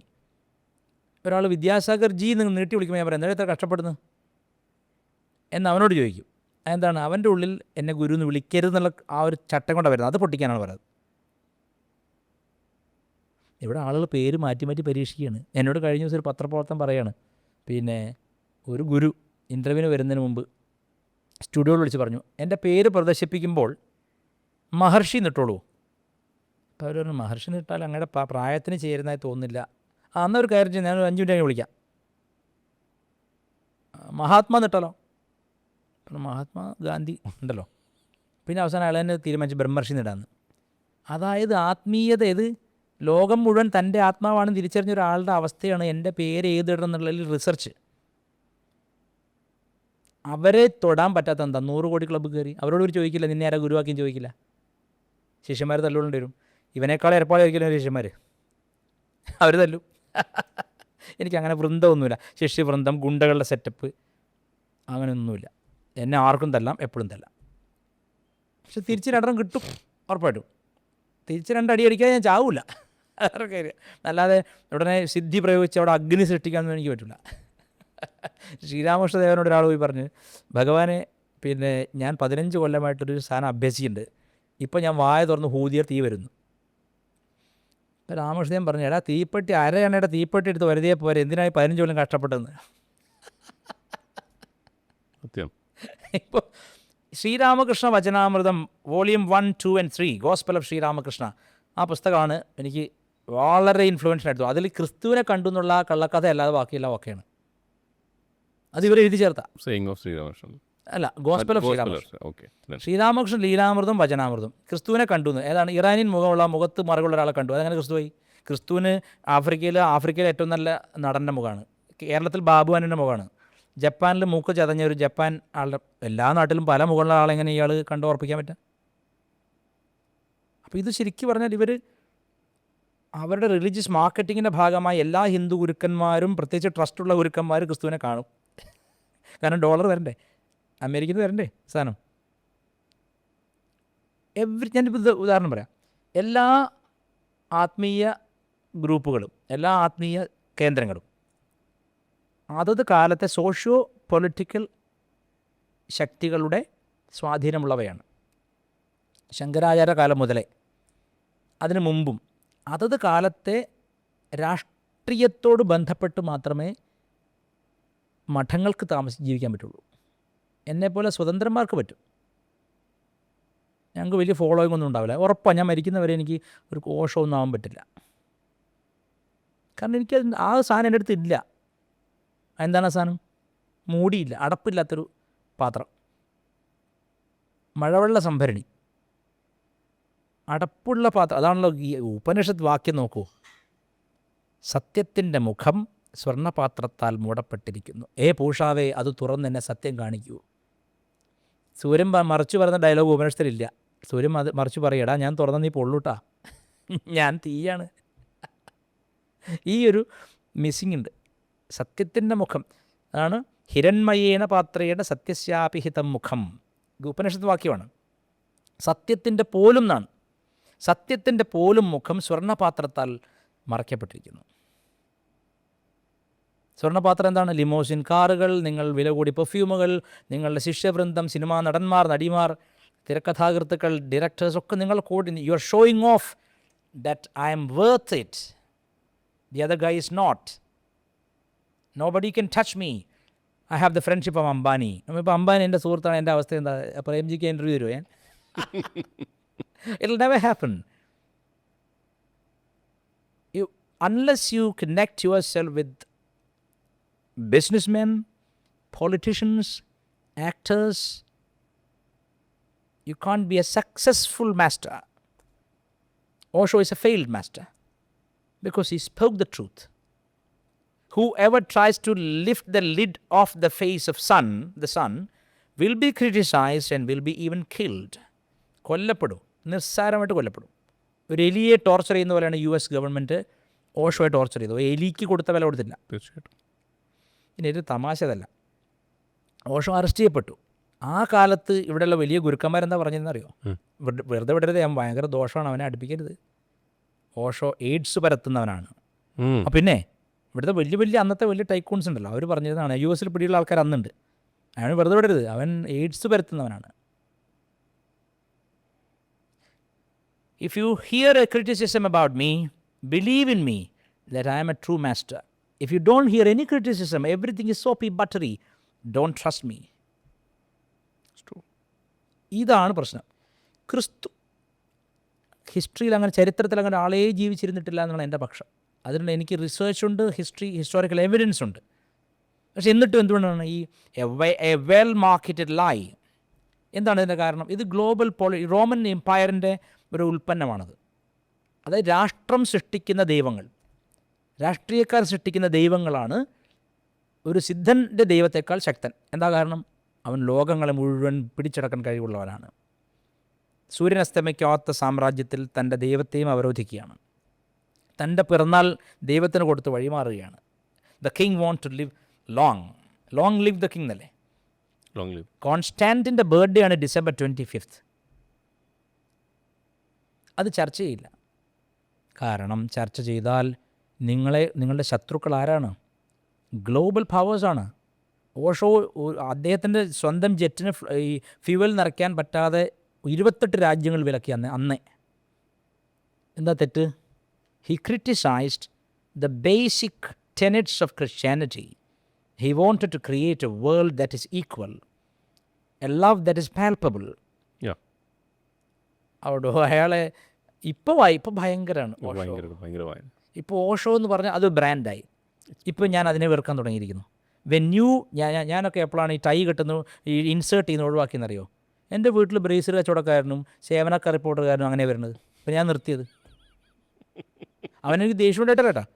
I don't want to equate. എനിക്ക് അങ്ങനെ അവരൊക്കെ കൊടുക്കണ്ട, ഇപ്പോൾ ഞാനത് ചെയ്യണ്ട. അപ്പോൾ നിങ്ങൾ ഓഷോ ബ്രാൻഡായിട്ട് ഉപയോഗിക്കുമ്പോൾ ഞാൻ നിങ്ങളെ എതിർക്കും, ഓഷോ എതിർക്കും. കാരണം നിങ്ങളുടെ കയ്യിലാണ് ഇപ്പോൾ അതിരിക്കുന്നത്. അതെ, ആയുധത്തിനല്ല, അത് ആരുടെ കയ്യിലിരിക്കുന്നു എന്നുള്ളതാണ്. ഞാൻ ഓഷോയുടെ ഒരു 62 ടൈറ്റിൽസ് വായിച്ചിട്ടുള്ള ആളാണ്. എല്ലാം വായിച്ചെന്ന് ഞാൻ പറയുന്നില്ല കേട്ടോ. 62 ടൈറ്റിൽ ഞാൻ എൻ്റെ അടുത്ത് ബുക്കുകളുണ്ട്. ഞാൻ എഴുതിയ അടിക്കുറിപ്പ് ഞാൻ കാണിച്ച് വീട്ടിൽ വന്നേക്കാം. 6200 ബുക്കുണ്ട് എനിക്ക് സ്വന്തമായിട്ട്, എൻ്റെ പേഴ്സണൽ ലൈബ്രറി. വാടക വീടുകളിൽ നിന്ന് വാടക വീട്ടിലേക്ക് ഓടുമ്പോൾ പല പുസ്തകങ്ങളും മഴ നനയുമ്പോഴും അറ്റം ഒടിയുമ്പോഴൊക്കെ എൻ്റെ ചങ്കാണ് പറഞ്ഞു പോകുന്നത്. എനിക്ക് ഒറ്റ നഷ്ടം അത് മാത്രമേ ഉള്ളൂ. ചില വളരെ റെയറായ ശബ്ദസ്തോമ മഹാനിധി എന്നൊക്കെ പഴയ സംസ്കൃത ഗ്രന്ഥങ്ങളുടെയൊക്കെ പേജൊക്കെ കടന്നു പോകുമ്പോൾ ചങ്ക് പറഞ്ഞു പോകും. അത്രയേ ഉള്ളൂ. എനിക്ക് അത്ര വിഷമങ്ങളെ ലോകത്തുള്ളൂ. അടിച്ച് പരത്തി ഉണക്കിയെടുത്താണ് എന്നെ. ഇപ്പോൾ 14 നിന്ന് ഇപ്പോൾ സാധാരണഗതിയിൽ ഇപ്പം നമ്മൾ മനസ്സിലാക്കുന്നത് എപ്പോഴും ഒരു ബലം ദീക്ഷിതനാവുമെന്ന് പറയുന്ന ആൾക്കാരുണ്ട്. ഒരു മിനിറ്റ് പറഞ്ഞോട്ട്. അത് വലിയൊരു എന്താ പറയുക ടൈറ്റിലായിട്ട് പറയുന്ന ആൾക്കാരുണ്ട് അല്ലേ? അപ്പം അങ്ങക്ക് എത്രയും ചെറുപ്പത്തിൽ അത് അനുഭവിക്കാനുള്ള ഒരു യോഗം, അതുപോലെ അസാധ്യമായെന്ന് മറ്റുള്ളവർക്ക് തോന്നുന്ന സാധനം വളരെ വളരെ വളരെ വളരെ ഈസി ആയിട്ട് സാധിച്ചെടുത്തൊരു വ്യക്തിയാണെങ്കിൽ അതെവിടെയെങ്കിലും അങ്ങേക്കൊരു ബേർഡനായിട്ട് തോന്നിയിട്ടുണ്ടോ? ഇതങ്ങനെയല്ല. ഞാൻ ഉദാഹരണം പറയാം. ഞാൻ ശരിക്കും പറഞ്ഞ ദീക്ഷിതനാണ്. ഏതർത്ഥത്തിൽ? എൻ്റെ അമ്മയുടെ വീട്ടുകാർ ദീക്ഷിതന്മാരാണ്. അത് ജാതി കൊണ്ടാണ്. ചിദംബരത്തെ ശിവൻ്റെ പൂജകന്മാരാണ്. ആകെ എനിക്ക് തോന്നുന്നൊരു 10-700 ഫാമിലി ഉണ്ടാവുള്ളൂ. അത്രയേ ഉള്ളൂ. ചിദംബര ശിവനാണ് ഞങ്ങളുടെ ഉപാസനാമൂർത്തി. ചെറുപ്പം മുതലേ ചിദംബര ശിവനാണ് ഏറ്റവും ആദ്യത്തെ നേദ്യം ശിവനാണ്. അതുപോലെ ദേവി, അത് അമ്മയുടെ വീട്ടുകാരെയാണ്. അവിടെ ലക്ഷ്മി നരസിംഹം ഉണ്ട് തേവാരത്തിൽ. അച്ഛൻ്റെ അത് ശരിക്കുള്ള കുലദേവത പറഞ്ഞാൽ വേട്ടക്കരനാണ്, അതായത് കിരാതമൂർത്തി. അതെ. അപ്പോൾ ഈ രണ്ടും ഞങ്ങൾ കൊണ്ടു നടക്കുന്നുണ്ട് ഇപ്പോഴും. ചിദംബര ശിവനെയും വേട്ടക്കരയും ഒരുപോലെ കൊണ്ടു നടക്കുന്നുണ്ട്, ലക്ഷ്മി നരസിംഹത്തിനെയും. അപ്പോൾ ടെക്നിക്കലി ദീക്ഷിതരാണ്. യജ്ഞം ചെയ്യാൻ അധികാരമുള്ളവരാണ് ദീക്ഷിതനെ വിളിക്കുന്നത്. ടെക്നിക്കലി ദീക്ഷിതനാണെങ്കിലും അമ്മയെപ്പോലൊരു മഹാഗുരുവിന് മന്ത്രം കിട്ടിയപ്പോൾ അഭിമാനം അല്ല ഉണ്ടായത്, ഉള്ള അഭിമാനം അങ്ങ് പോയി. മന്ത്രദീക്ഷയുടെ സമയത്തൊരു സംഭവം നടന്നു. ഞാൻ അമ്മയുടെ അടുത്ത് മന്ത്രം കിട്ടണം എന്നുള്ള അത്യാഗ്രഹത്തിലാണ് പോകുന്നത്. എന്നുവെച്ചാൽ അവിടെ ആ സമയത്ത് അമ്മയുടെ അടുത്ത് പലരും പോയി മന്ത്രം വാങ്ങിയതൊക്കെ ഞാൻ അറിഞ്ഞപ്പോൾ എനിക്ക് ഭയങ്കര ഇതെന്തോ വലിയ സംഭവമാണ്. എനിക്ക് അപ്പോഴേ എനിക്ക് ശ്രീവിദ്യ മന്ത്രമൊക്കെ അറിയാം ഉണ്ട്, പക്ഷേ എനിക്ക് അതിലൊന്നൊരു, കാരണം ഇവരാണ് തരുന്നത്, ഒരു ഫുൾഫിൽമെൻ്റ് ഇല്ല. എന്തുകൊണ്ടില്ല? മൂല്യങ്ങൾ ജീവിക്കാത്തവരാ തരുന്നത്. ഇറങ്ങിയ അടിയാണ്. ഇനി ഞാൻ തമാശ പറയാം. സൂര്യശ്ചമാമന്യുശ്ചമന്യുപതയശ്ചമന്യുകൃതേഭ്യഃ എന്ന മന്ത്രം സൂര്യനെ ഉപാസിക്കുന്ന മന്ത്രമാണ്, സന്ധ്യാവന്ദനാദി മന്ത്രമാണ്. ആ മന്ത്രം രാവിലെ പഠിപ്പിക്കും ചെറുപ്പത്തിൽ. സന്ധ്യയ്ക്ക് മുത്തശ്ശൻ ലൈറ്റില്ലാത്ത മുറിയിലേക്ക് വിളിക്കും, ബൾബില്ലാത്ത മുറിയിലേക്ക്. ഒരു 7 മണിയാകുമ്പോൾ ഇരിക്കേ സന്ധ്യ തിരുവാന്ന് പറയും, തിരുവ ചൊല്ലാൻ പറയും. രാവിലെ ചൊല്ലി തന്ന് ഇരുട്ടുള്ള മുറിയുടെ പ്രത്യേകത എന്താ അറിയോ? അടി എവിടുന്ന വരുന്ന പറയാൻ പറ്റില്ല. വെളിച്ചത്തിലടിക്കുമ്പോൾ ഒരു ഗുണം, നമുക്ക് ഡിഫെൻഡ് ചെയ്യാൻ പറ്റും. എവിടെ കിട്ടുന്ന ആ സ്ഥലത്ത് നമുക്ക് ഇങ്ങനെയൊക്കെ പിടിക്കാമല്ലോ, ഒരു ബലം കൊടുക്കും, ഇങ്ങനെ ചെയ്യാം. പിടിക്കാം, ഒരു ബലം കൊടുക്കുക അവിടെ. ബ്ലോക്ക് ചെയ്യാം. ഇത് നടക്കുന്ന വടി കൊണ്ടൊക്കെ അടിച്ചളി. അപ്പോൾ അത് എനിക്ക് എന്നെ സംബന്ധിച്ച് ഐ ലവ്ഡ് വേദത്തിൻ്റെ ധ്വനികളും ആ മന്ത്രത്തിൻ്റെ സിദ്ധിയും ഒക്കെ നല്ലതാണെന്നും വേദം വളരെ മഹനീയമാണെന്നും അന്നും ഇന്നും വിശ്വസിക്കുന്നെങ്കിലും അതൊരു മധുരമല്ല, ഇത് വേദനയോട് കൂടിയ, അതായത് ഒരുത്തൻ്റെ കരണക്കൊറ്റി ഒന്ന് കൊടുത്തിട്ട് കൊഴുക്കട്ട തിന്നടാന്ന് പറഞ്ഞാൽ കണ്ടാവും. കൊഴുക്കട്ട നല്ലതാണെങ്കിലും ചവയ്ക്കാനത്ര സുഖം ഉണ്ടാവില്ല. അപ്പോൾ ആ ചെറുപ്പത്തിലെ ചൈൽഡ്ഹുഡ് എക്സ്പീരിയൻസ് കാരണം ഇവരൊക്കെ ഫേക്കാണെന്ന് തോന്നിയില്ല എനിക്ക്. ഉള്ള തുറന്ന് ആരും പറയാത്തൊരു കാര്യമായിട്ട് നമ്മൾ പറഞ്ഞു. ഇതുവരെ ഞാൻ ഇൻ്റർവ്യൂവിലും പറഞ്ഞിട്ടില്ല ഈ കാര്യം. കാരണം ഇവരൊന്നും സ്നേഹിക്കാൻ അറിയാത്തവരാണ്, ഇവർക്കൊന്നും കമ്പാഷനും ഇല്ല, ഒരു കോപ്പുമില്ല. ഇവർ ടെക്നിക്കലി ഇത് പഠിപ്പിക്കുക, അത് കുലധർമ്മം. ഒരു മനുഷ്യനോട്, കുഞ്ഞിനോട് ഒരിക്കലും ചെയ്യരുത് ആ തടി. അതെനിക്ക് സത്യം പറഞ്ഞാൽ സഹിക്കില്ല. കാരണം എൻ്റെ ഈ ഉള്ളിൽ കിടക്കുന്നൊരു വലിയ ഈഗോ ആണ്. ഞാൻ പറഞ്ഞല്ലോ, അത് എപ്പോഴും എല്ലാവരും കുഞ്ഞുങ്ങളെ പേരൻറ്റിങ്ങിൽ ആദ്യം പഠിക്കേണ്ട പാഠം, I am not dealing with an ignorant idiot, I am dealing with a fully grown human mind. Exactly. That's the psychology says now. I am dealing with a human mind, not a body. അതെ. This mind might have gone through n number of experiences in the past. ഭയങ്കര വലിയ വേദന അത്. അപ്പോൾ എനിക്ക് ആർക്കും അടികൊള്ളുന്നത് പേഷ്വയ്ക്കാണ് അടികൊള്ളുന്നത്. നീ ആരുടെ അടിക്കാൻ കുടുമി എന്നാണ് എനിക്ക് മനസ്സിൽ തോന്നുന്നത്. മനസ്സിലായോ? മനസ്സിലായി. ദീക്ഷ അവിടെ ചിന്തിക്കുന്നത് ദീക്ഷയില്ല, ഒരൊറ്റ അടി കൊടുക്കാൻ തോന്നുന്നു ആരായാലും. അപ്പോൾ ഞാൻ എൻ്റെ മുത്തശ്ശനെ പോലും ഈ കാര്യത്തിൽ പൂർണ്ണമായി ഉൾക്കൊള്ളാത്ത ആളാണ്. അദ്ദേഹത്തിൻ്റെ എതിരെ ഒന്നും ഞാൻ പറഞ്ഞില്ല. കാരണം അറിയപ്പെടുന്ന വൈദികനും പണ്ഡിതനുമായതുകൊണ്ട്, ഇതിപ്പോൾ ഭൂമിയിലില്ല, അറിയപ്പെടുന്ന വൈദികനായതുകൊണ്ട് ഞാൻ ഒരിക്കലും പറഞ്ഞിട്ടില്ല. I respected his personality, he didn't respect mine. I respected his personality till date. He never cared for he didn't even think that I have a personality. എത്ര അധ്യാപകർ സ്കൂളിൽ കുട്ടികൾക്ക് പേഴ്സണാലിറ്റി ഉണ്ടെന്ന് ചിന്തിക്കുന്നുണ്ട്? പോട്ടെ, അവർക്ക് ഇൻഡിവിജ്വാലിറ്റി ഉണ്ട്. അങ്ങനെ വീട്ടിലില്ലല്ലോ. ഞാൻ ഈ അടുത്തൊരു മനോരമയിലാണെന്ന് തോന്നുന്നു, മനോരമയോ മാതൃഭൂമിയോ ഏതൊരു പത്രത്തിലോ പത്രത്തിൽ കണ്ടു. 27 വർഷം മുമ്പ് ഒരു ചെറുപ്പക്കാരനെ 7ാം ക്ലാസ്സിലോട്ടും പഠിക്കുമ്പോൾ ഒരു ടീച്ചർ പെന്നുകൊണ്ട് എറിഞ്ഞു. അതവൻ്റെ കണ്ണ് കുത്തിയിട്ട് അവൻ്റെ കാഴ്ച പോയി. പിന്നെ തുടർന്ന് പഠിക്കാനൊന്നും അയാൾക്ക് പറ്റിയില്ല. അയാളെന്തോ മീനിയൽ ജോബ് ചെയ്ത് ജീവിക്കുകയാണ്. അയാളെ പറ്റിയൊരു ഇൻ്റർവ്യൂ വന്നിരുന്നു. ആ ടീച്ചറോട് വിഷമം ഉണ്ടെന്ന് പറഞ്ഞു. അപ്പോൾ ഞാൻ ചോദിക്കുന്നത്, ഈ ഒരു കത്തിയറൊക്കെ പഠിച്ചിട്ടാണ് ഒരു ടീച്ചറാവുന്നത്? കത്തിയർ കണ്ടോ മറ്റേ സർക്കസിൽ പെണ്ണുകൊണ്ടറിയുക, ചോക്ക് കൊണ്ടറിയുക, പണ്ടിങ്ങനെ നിങ്ങൾക്ക് ഓർമ്മയുണ്ടോ കൊട്ടിലടിക്കുക, കൈ തിരിച്ച്, അതൊക്കെ എന്ത് ടോർച്ചറാണ് ശരിക്കും. അപ്പോൾ ഇവർ പറയും താഴെ കമൻറ്റ് വരും കേട്ടോ, അതിന് താഴെ കമൻറ്റ് വരും, അടിച്ചുകൊണ്ട് നന്നായി, പിന്നെ നീയൊക്കെ നന്നായി, നിൻ്റെയൊക്കെ പേഴ്സണൽ ജീവിതം ഞങ്ങൾ അറിയാത്തതുകൊണ്ടല്ലേ ഈ പറയണേ. യൂട്യൂബിൻ്റെ താഴെ പോയിട്ട് ഞാൻ അടിച്ചതുകൊണ്ട് നന്നായി എന്ന് പറയുന്നതാണ് അവൻ്റെ വ്യക്തിത്വം വെളിപ്പെടുത്തി എൻ്റെ മുമ്പിൽ വരാൻ തയ്യാറുണ്ടോ? I can find Hitler in you. അത് പെൺകുട്ടികളുടെ സീറ്റിൻ്റെ അടിയിൽ കൊണ്ടുവരുത്തുക. പിന്നെ മാത്രമല്ല പിന്നെ ബെഞ്ചിമ കയറ്റി നിർത്തുക. ഞാനങ്ങനെ എനിക്ക് എന്താ എൻ്റെ ഒരു കാര്യം ഞാൻ പറയാം, എനിക്ക് ഭയങ്കര രൂക്ഷമായൊരു ദൃഷ്ടിയാണ്, നോട്ടം. അത് എന്നോട് പണ്ടേ പറയും എനിക്ക് പിന്നെയാണ് ഞാൻ എൻ്റെ ഒരു സുഹൃത്തിനൊരു കഥ പറഞ്ഞത്. ഞാൻ PGക്ക് ചേർന്നപ്പോൾ എന്നോട് കൂട്ടുകാരൻ പറഞ്ഞു, എടാ മുത്തപ്പൻ്റെ കഥ പോലെ ഉണ്ടെന്ന്. മുത്തപ്പൻ അമ്മയെ ഇങ്ങനെ നോക്കിയെന്ന്. അപ്പോൾ മുത്തപ്പനോട് അമ്മ പറയും, ഇങ്ങനെ ആരും നോക്കല, ആൾ ദഹിച്ചു, നീ പൊയ്ക്കണ്ണ് വെച്ച് പോയാൽ മതി. അങ്ങനെയാണ് മുത്തപ്പൻ പൊയ്ക്കണ്ണ് വെച്ചതെന്ന്. ഞാൻ പൊയ്ക്കണ്ണ് വെച്ചില്ല. മുത്തപ്പൻ ആരാധ്യനായി, ഞാൻ പലപ്പോഴും പലർക്കും അനാരാധ്യനാണ്, നിന്ദ്യനാണ്. പൊയ്ക്കണ്ണ് വെച്ചാൽ ഈ ലോകത്ത് കുറേയൊക്കെ ആരാധന കിട്ടും. മുത്തപ്പനെ കുറ്റപ്പെടുത്തുക, മുത്തപ്പൻ പല കോടി ജനങ്ങളുടെ ആരാധ്യ ദേവതയാണ്. ഞാൻ ആ കഥ മാത്രം പറയുകയാണ്. മുത്തപ്പൻ ചണ്ടാള വർഗത്തിൻ്റെ കൂട്ടുകൂടി കള്ളു കുടിക്കുകയും പിന്നെ മീൻ കഴിക്കുകയും ചെയ്തെന്ന് കേട്ടപ്പോൾ ഇല്ലത്തെ അമ്മ പറഞ്ഞു, ഇത് ചെയ്യാൻ ഇവിടെ നിൽക്കാൻ പറ്റില്ല. അച്ഛനും പറഞ്ഞു. അപ്പോൾ അമ്മയെ നോക്കിയെന്നാ മുത്തപ്പൻ. ആ ദൃഷ്ടിയിൽ മുത്തപ്പനോട് അമ്മ പറഞ്ഞു, ഇങ്ങനെ ആരും നോക്കല്ലേ, ആൾ ദഹിച്ചു പോവും, പൊയ്ക്കണ്ണ് വെക്കുന്നത്. അങ്ങനെയാണ് സാധനം വെക്കുന്നത് അല്ലേ? അതെ, അങ്ങനെയാണ് പോയിക്കൊണ്ട് വെക്കുന്നത്. അല്ലാതെ ഇവിടെ മനുഷ്യൻ ഉണ്ടാവില്ല. പക്ഷെ നമ്മളതല്ല, അതൊരു കഥ എടുക്കുകയാണ്. എൻ്റെ ദൃഷ്ടിയാണ് പ്രശ്നം പലർക്കും. എന്താടാ കണ്ണ് ഇങ്ങനെ നോക്കുന്നത് വെച്ചാൽ അടിക്കും. എന്താടാ അങ്ങനെ നോക്കുന്നത്, നീ എന്താടാ അങ്ങനെ നോക്കുന്നത്, അടിക്കും. എനിക്ക് ഓർമ്മയുണ്ട്, ഇംഗ്ലണ്ടിലെ ഒരു ബിഷപ്പ് ഓഷോയെ പറ്റി എഴുതി, ഇവൻ ഹോമോസെക്ഷലാണ്. ആര്? ഓഷോ. ഇംഗ്ലണ്ടിൽ ബിഷപ്പ് എഴുതിയാണ്, ഇയാൾ ഹോമോസെക്ഷലാണ്, എയ്ഡ്സ് പരത്തുന്നവനാണ്, അവൻ്റെ കണ്ണുകളാണ് ഇത് കർത്താവ് നശിപ്പിക്കേണ്ടതെന്ന്. അപ്പോൾ മറ്റെന്തിനേക്കാൾ ഓഷോയുടെ വാക്കുകളേക്കാളും ആ കണ്ണ് ഇവരെ ഡിസ്റ്റർബ് ചെയ്തു. എന്തുകൊണ്ടാണത്? നിങ്ങൾ വിചാരിക്കുന്ന ഒരു കഠിന തപസ്സൊന്നുമല്ല, സത്യസന്ധൻ്റെ കണ്ണാണത്. You can't lie in front of me. അതാണ്. You bring your Bible, you bring your Quran, you bring your political text, you bring Gandhi, I will expose him in a minute. അതാണ് കണ്ണുകൾ പറയുന്നത്. അത് എല്ലാവർക്കും പ്രശ്നമാണ്. ഞാൻ ഈ കണ്ണെന്ന് സുറുമയെന്ന് എഴുതി പോകാറില്ല എവിടെയോ. സുറുമ അതൊന്നും നമുക്കില്ല. എന്തിനാ, ആരെ കാണിക്കുന്നത്? To please your boss so that he brings you more luck. അങ്ങനെയൊന്നും ഒരു genuflecting in front of a master അങ്ങനെയൊന്നും ഉണ്ടായിട്ടില്ല. എൻ്റെ ഗുരു അമ്മ, ഞാൻ പറയും ലോകത്ത് എട്ടാമത്തെ അത്ഭുതമാണെന്ന് പറയും.